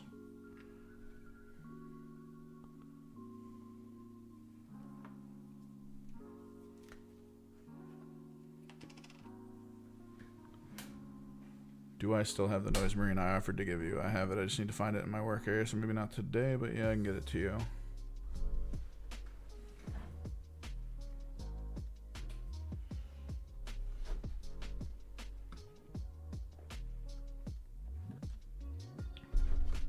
I do think, yeah. I think, okay.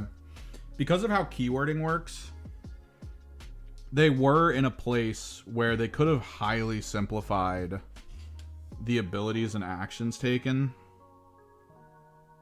to maybe feel a little more like, I guess, common across the army. Like the idea of being like, oh, well, this command point ploy makes it so that an infantry model can gain stealth.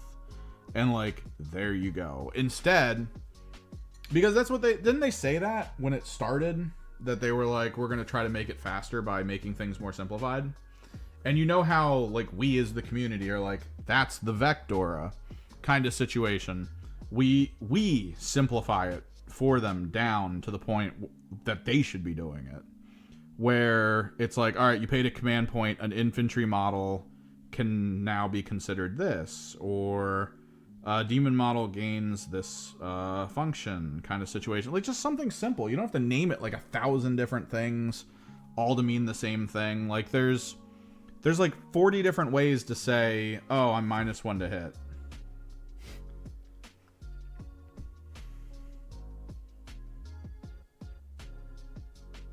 You know, rest of the phase, -1 to hit into me. Have fun with it. It could speed up so much if the terminology was just hyper simplified, and then even persisted into the detachments.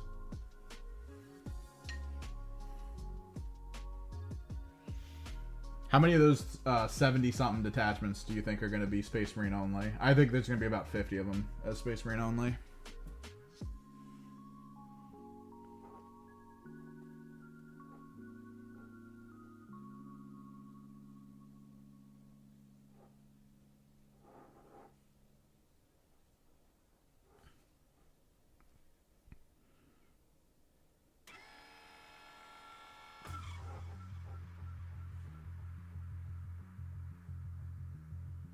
Did they finally add Crix back into War Machine? Crix was my shit.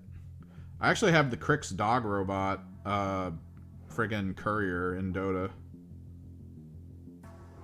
I remember that crossover that no one knew about.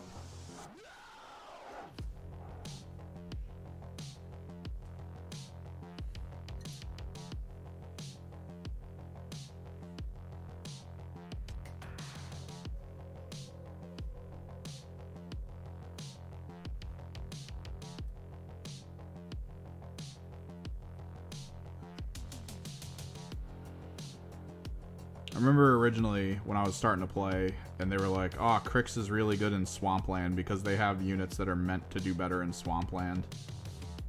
And, like, that got me kind of excited. That was one of the things with, like, AOS, when the new version of AOS was coming out, and they were talking about, like, you know, terrain area as, like, it'll give you these benefits if you're in the area of the terrain, which implied that footprints were going to be very important for terrain. But then, like, the game came out and all the tournaments were just like, we're not really using footprints.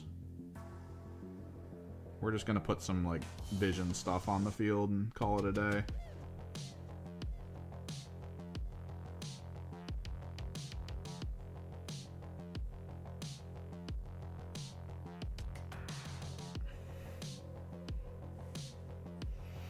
Because I think I had one of those Swamp Walkers that had, like, the quad legs and the cannon.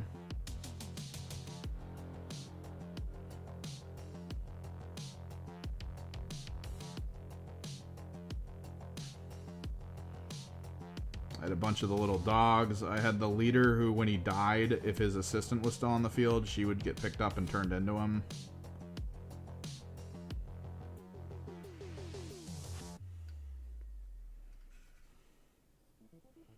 They were pretty cool.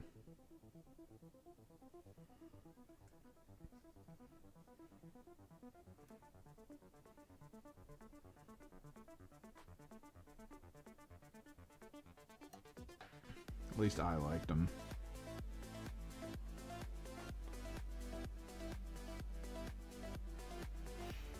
What did you expect, J. Peacock?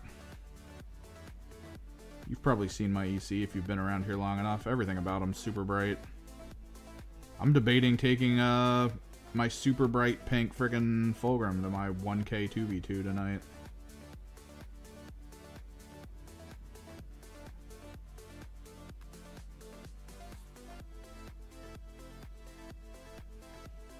Give a buddy of mine a taste of his own medicine. Brought Angron to like 8 out of the last 10 games we've played.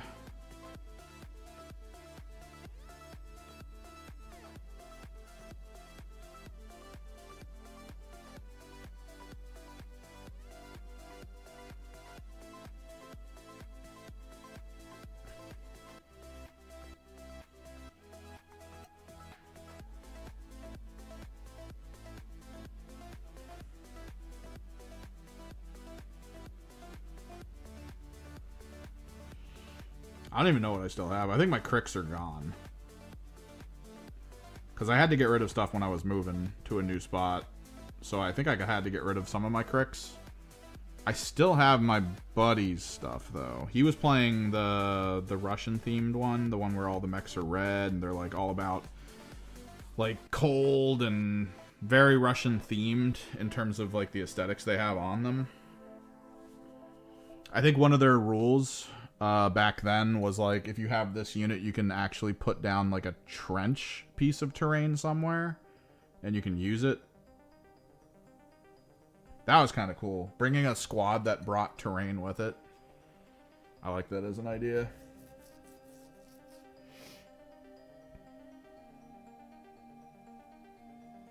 Which AOS has, because you can take some factions who have terrain that are like, yeah, you need this. You should probably go buy this terrain because you can use it. Like the elves and their stupid trees. The Sarin, the lizard people in their temple. What's that? You don't own it? Looks like you're gonna be weaker than you should be. No.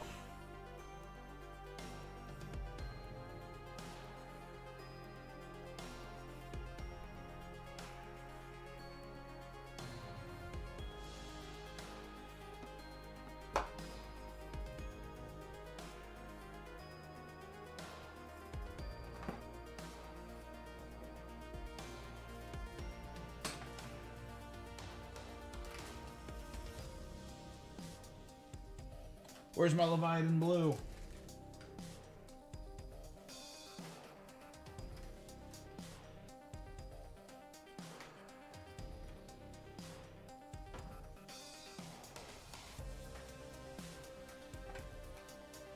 Wait, where is my Leviathan Blue?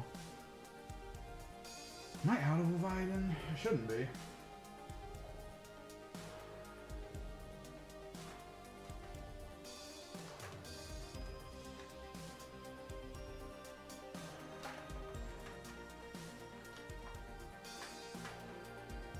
I should probably write a note down that says don't buy Luxion Purple ever again. I've got like 10 of them.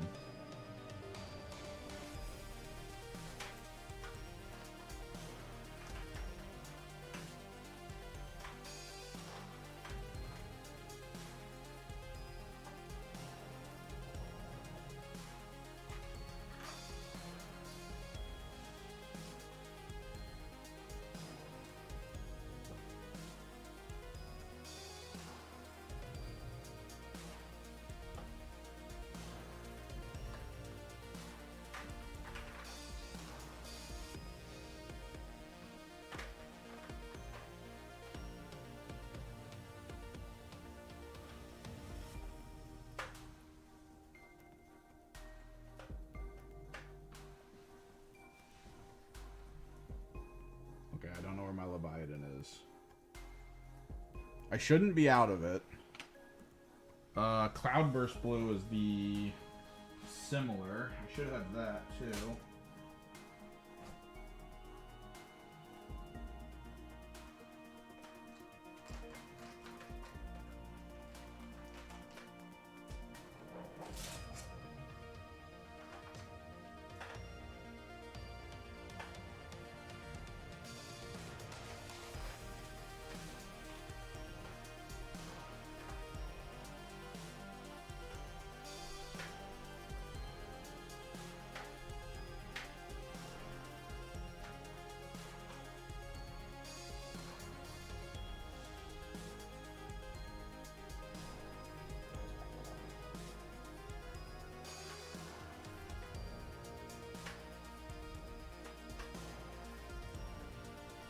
Is the problem of not having a paint rack. I can't see what I have. That's why I've got like 7 Luxion Purples.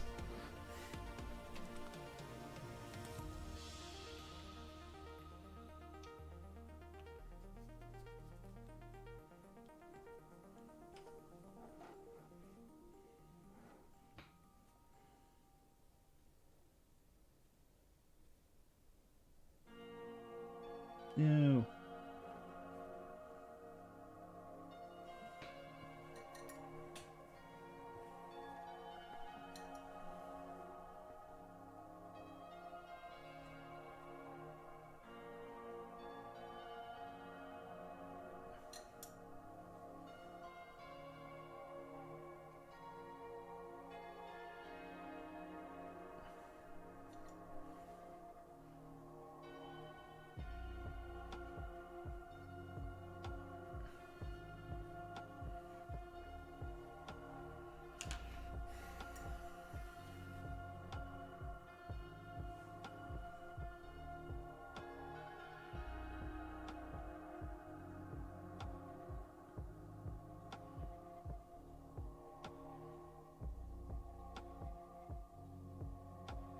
We'll have to see what's good, though. I'm hoping Kill Team still chugs along. It's still one of my favorite systems.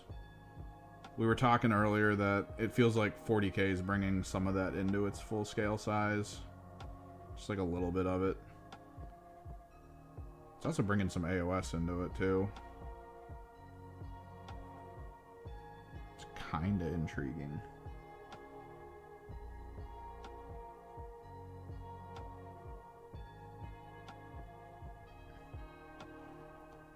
Cloudburst is not anywhere near as good as Leviathan.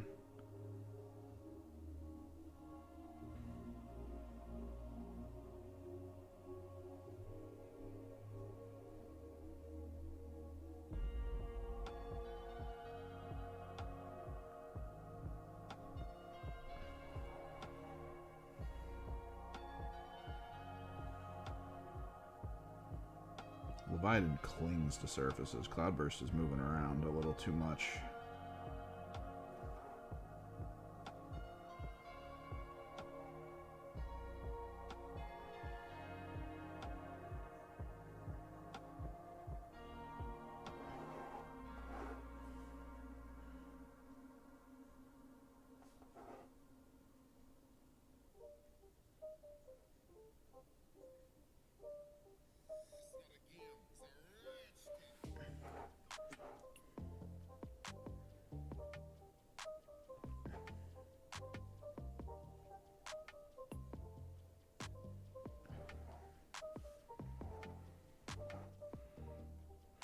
I wouldn't mind checking out War Machine at some point, but I don't know. We had the budget getting tight moment in life again.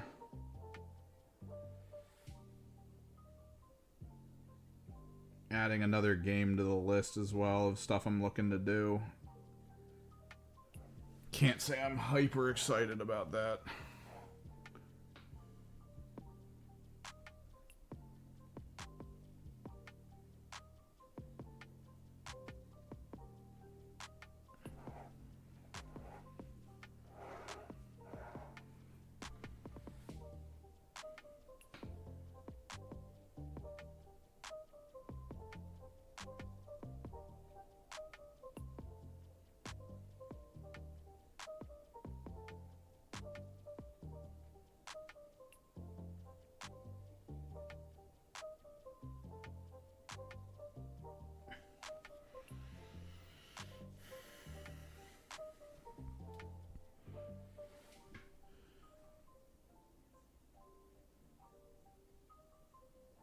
I'll start checking BCP though to see what like tournament scene's starting to look like for it. I remember when Penny Arcade was getting huge into War Machine. That was back when they started doing more and more shows. I'm intrigued, but so far with 11th, everything they've talked about to me feels like sounds cool, need to see it in action.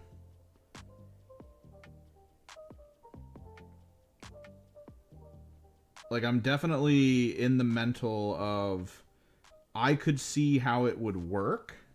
I could see how it would feel awesome to play. But I mean, this is 40K we're talking about. The moving parts, there's so many. So there's so many potentials for it to not do well. Because you know at some point, like back when aircraft were like broken as hell, and like you wanted to run a ton of it because it would just kill everything on the field, and you could basically win the game in a turn. You know at some point when they were talking about that, like leading up to that moment, they were like, nah, that probably won't happen. Or they didn't even like for a second stop and go like, oh wait, this could end poorly.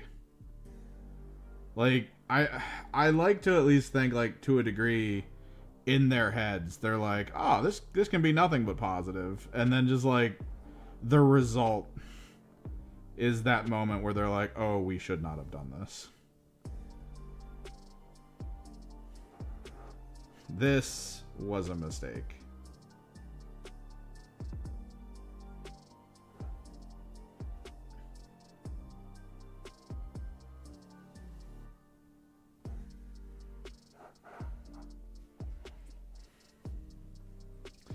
I'm not super worried about shooting armies. And I mean, if you consider, weirdly, there have been a lot of write-ups about 40k that explicitly talk about how shooting armies are just like, they're living the life right now. There's not a lot of issues with them. If you're looking to win the game, try to start with a shooting army kind of situation. I mean, that's not necessarily the case. But it definitely feels better to be able to do something and then not have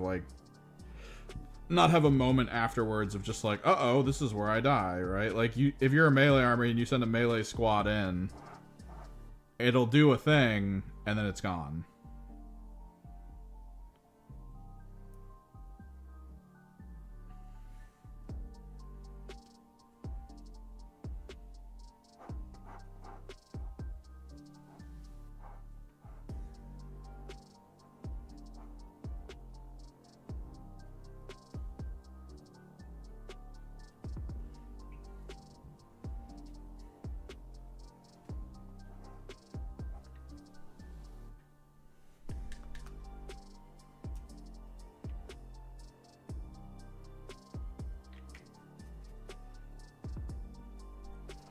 I do think it at least provides certain units that you wouldn't take otherwise, maybe more value.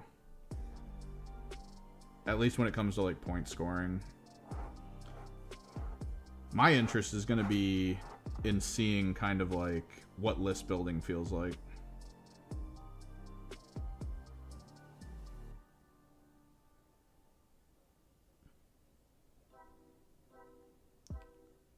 Because list building's always kind of focused on the idea of like a little bit of what you most likely will run into, but mostly what's the missions and how do you do them. And then that's like the game. That's like the bulk of the game. It's just what are the missions, how are you going to do them.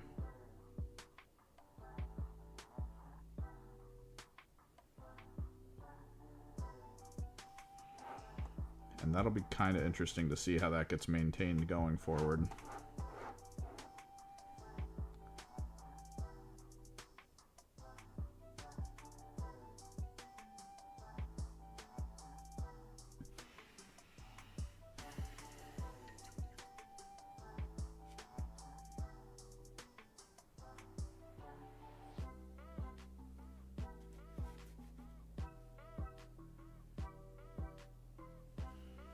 I think I'm going to do the highlights on this.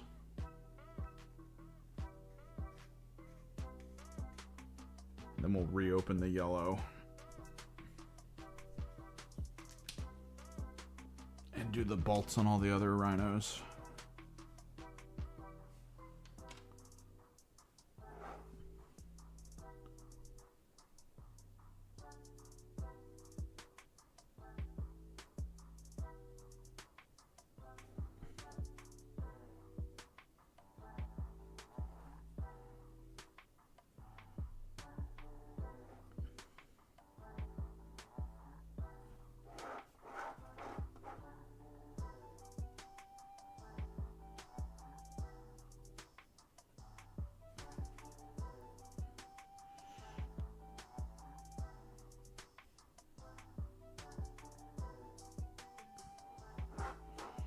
We'll have to see, though.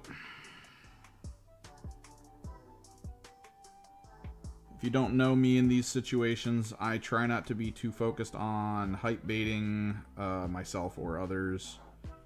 I try not to focus too hard on building in my head the perfect outcome of what we've been told so far. Because that's always kind of an issue to me. I deal with a lot of people in like my editing job because we do YouTube stuff.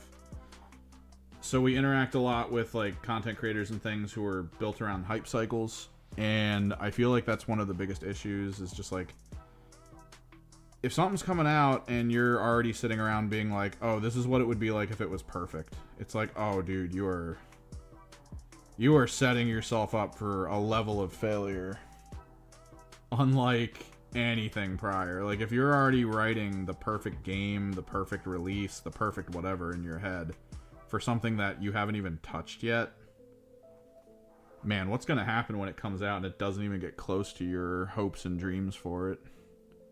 You're not going to be able to enjoy it for what it was. You're just going to hate it.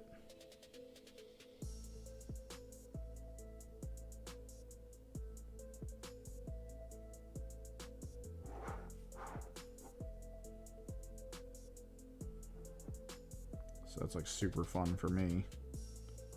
Constantly dealing with people like that.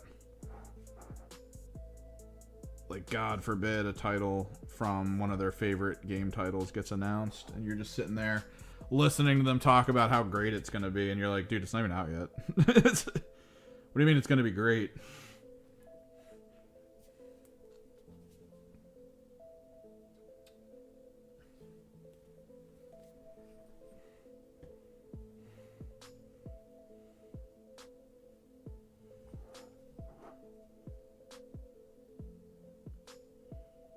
Stupid hype cycles.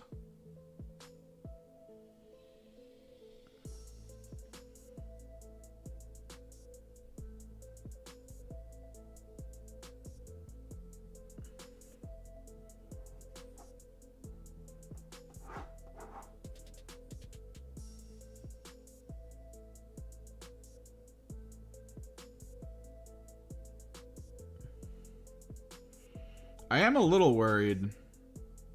Like a little bit, right? Like that. I know. So 10th dropped, and their whole thing was like, "Oh, the rules will just be free," right? They did say that was going to be that way with 11th, right? What's up? What's up, Beyond Nox? Because I know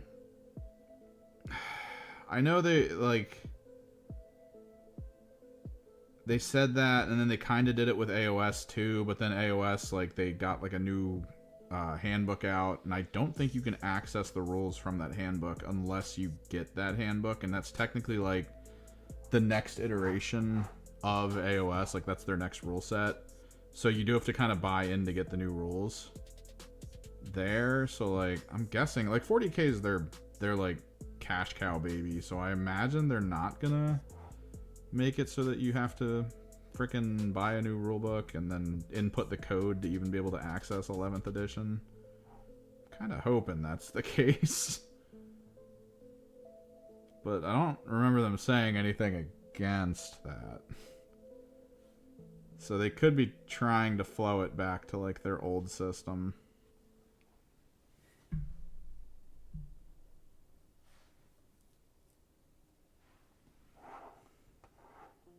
I don't know.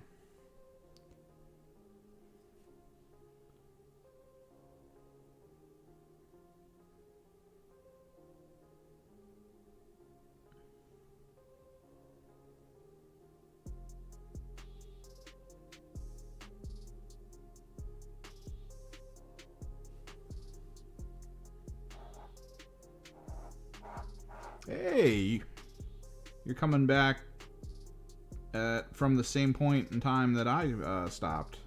I'm pretty sure it was 5th. I started in 3rd, and I think we made it to 5th before I quit. Because we weren't really playing it at that time. And yeah, new models are crazy good. Although, you would have been playing literally up until... You would have been playing around the time that... So, okay, let's see. What models are there? The Defiler finally got an update, although there is a problem with that, apparently. Whoa, people just popping in now. God damn. I'm going to be getting ready to head out soon. This is the time to do it, and I'm never around at a good time to stream, which kind of sucks. Kimrix, what's your favorite Space Marine faction? Clarification. Space Marine? Chaos Space Marine? Are we talking just Space Marine? If we're talking just Space Marine, I'm going to probably go... the Shark ones. The Karkadons. I like the idea of them.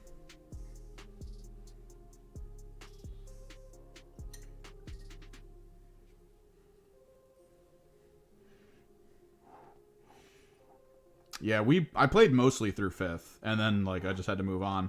But we still have the same Chaos Bikers as back then, so looking forward to getting new ones of those at some point here. That would be great.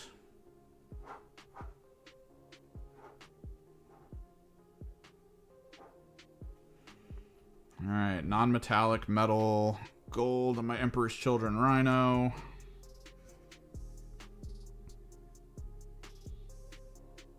We're gonna have to do the rivets on all the other ones, so.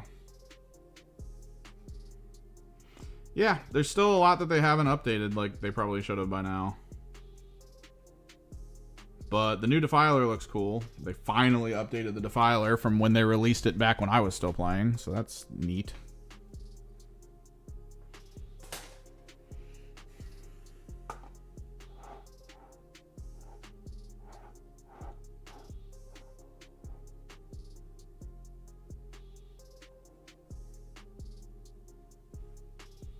Yeah, we gotta rebust out the yellow.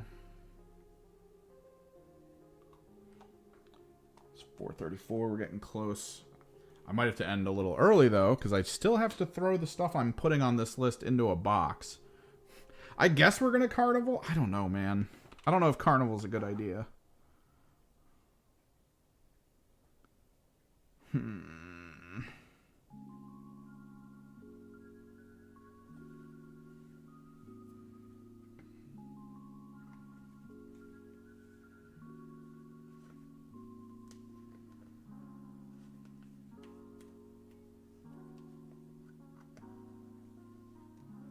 What's your favorite chapter, Spader?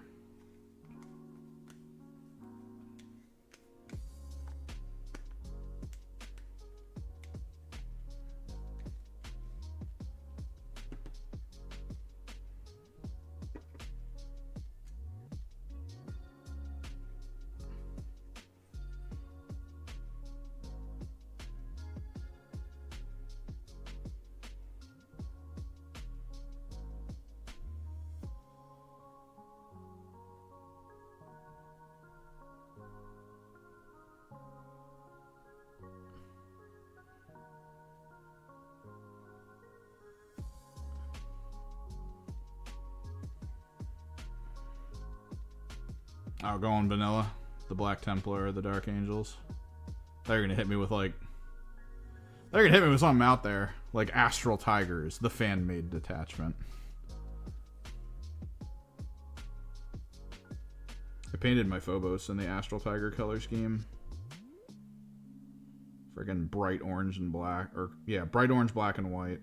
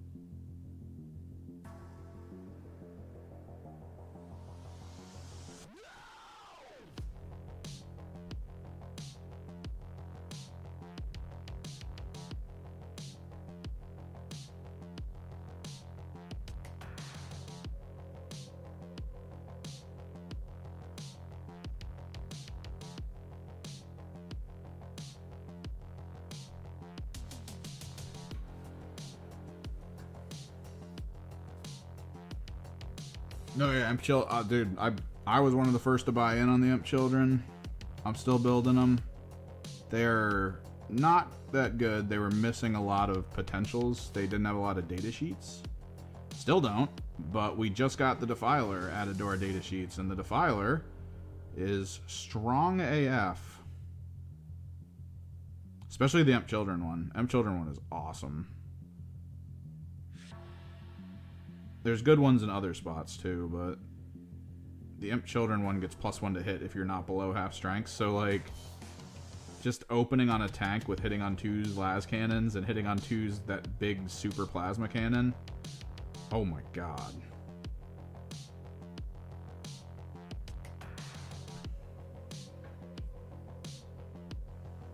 Doing work. But sadly, like I've said, that seems like a lot of the talk now is that the distribution for the pre-orders that just went through kind of screwed up. They potentially screwed up pretty bad. So there's a chance if you got any pre-orders in, you might want to double check to make sure, because you might not be getting it.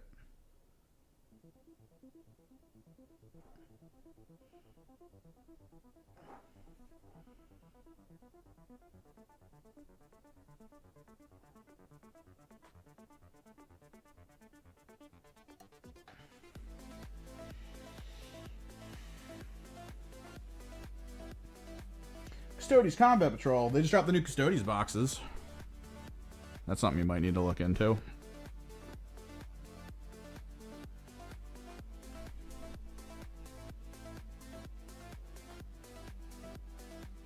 Although I think those are also ones that had a problem with their pre-orders.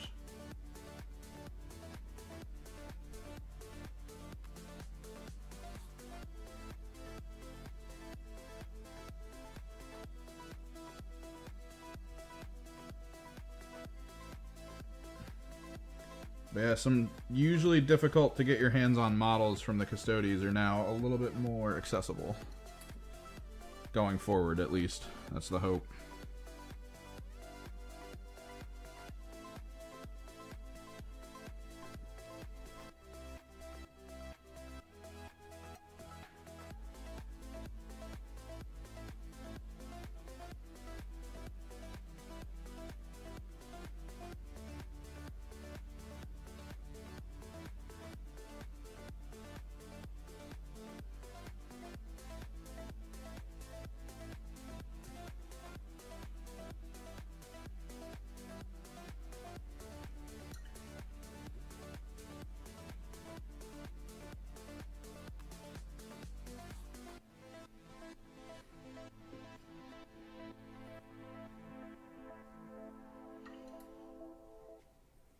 Custodes are intriguing. They're not necessarily easy to play. You don't have a lot of assets on the table usually.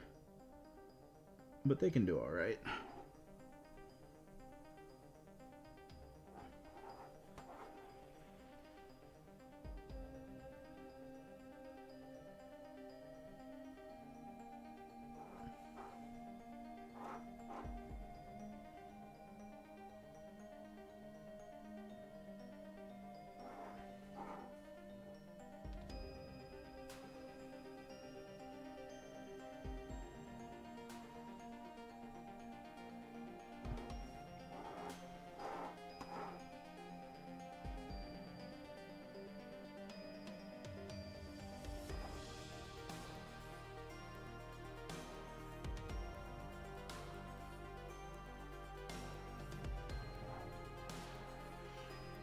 That's cool. Which faction you playing from Custodes?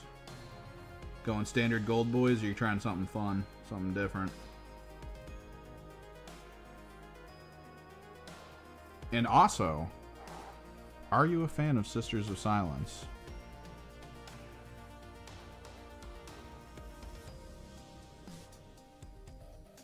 There's a pretty big fan base for Sisters of Silence out there, and it's been kind of crappy for them that year after year they don't really get any kind of like thing for Sisters of Silence. There's not like an expansion to that side of their detachments and factions. It's always like, oh, here's this new Custody model, and you're like, well, kind of want new and interesting Sisters, but okay.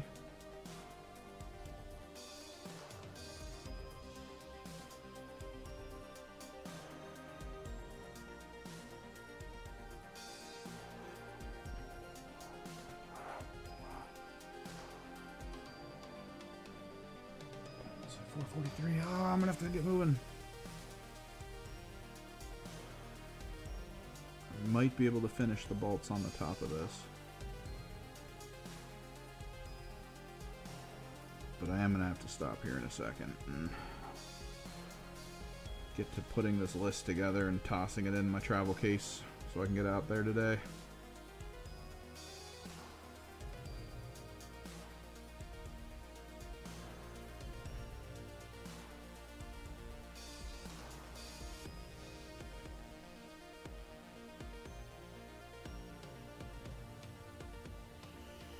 I just don't know how hard I want to go today. That's always the question, man. Like, you have the meter in your head and you're like, how hard do we want to go? How serious do I want to be with today?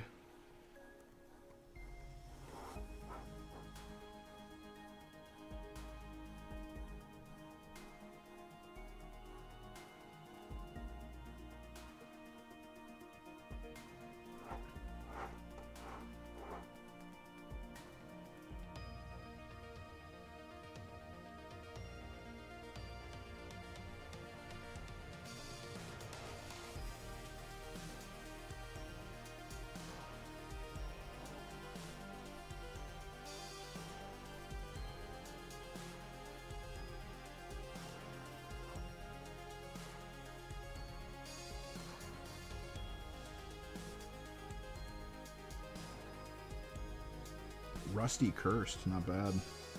You could paint them brass. I don't know how much you know about the paints that you have access to now in the hobby. There's a lot more than when we started back then, man. Like, I've seen some cool stuff.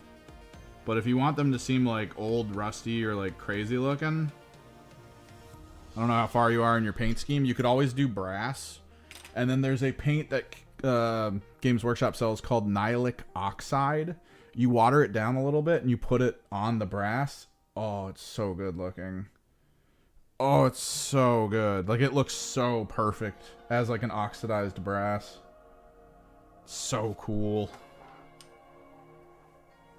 Yeah. It's so good. It looks, I love Nihilic Oxide so much. It's like one of my favorite paints of all time. Probably gonna have to call it. We're finishing up the 3. We're updating 2 of them. Finishing up the new one for my Emperor's Children Rhinos.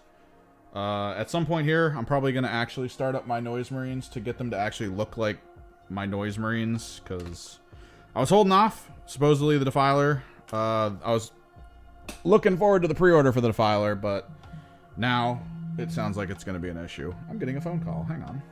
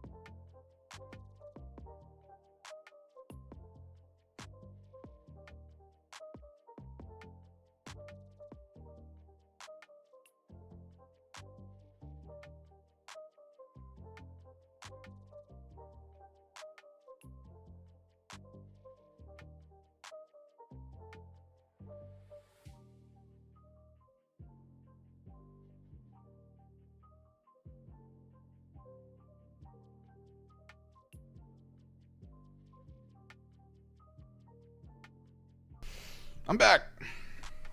So yeah, we'll probably stream more tomorrow, just because I want to finish these up, and then we might get into the airbrushing tomorrow. I can show you guys the variants.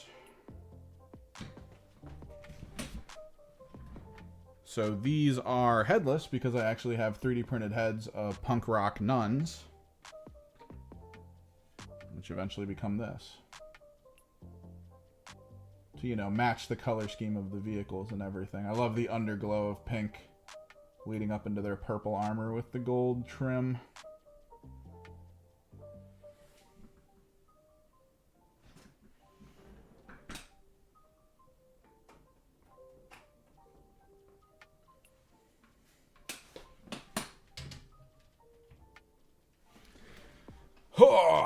But okay, I gotta get this list done to play the 1K tonight with everyone. I gotta get it packed.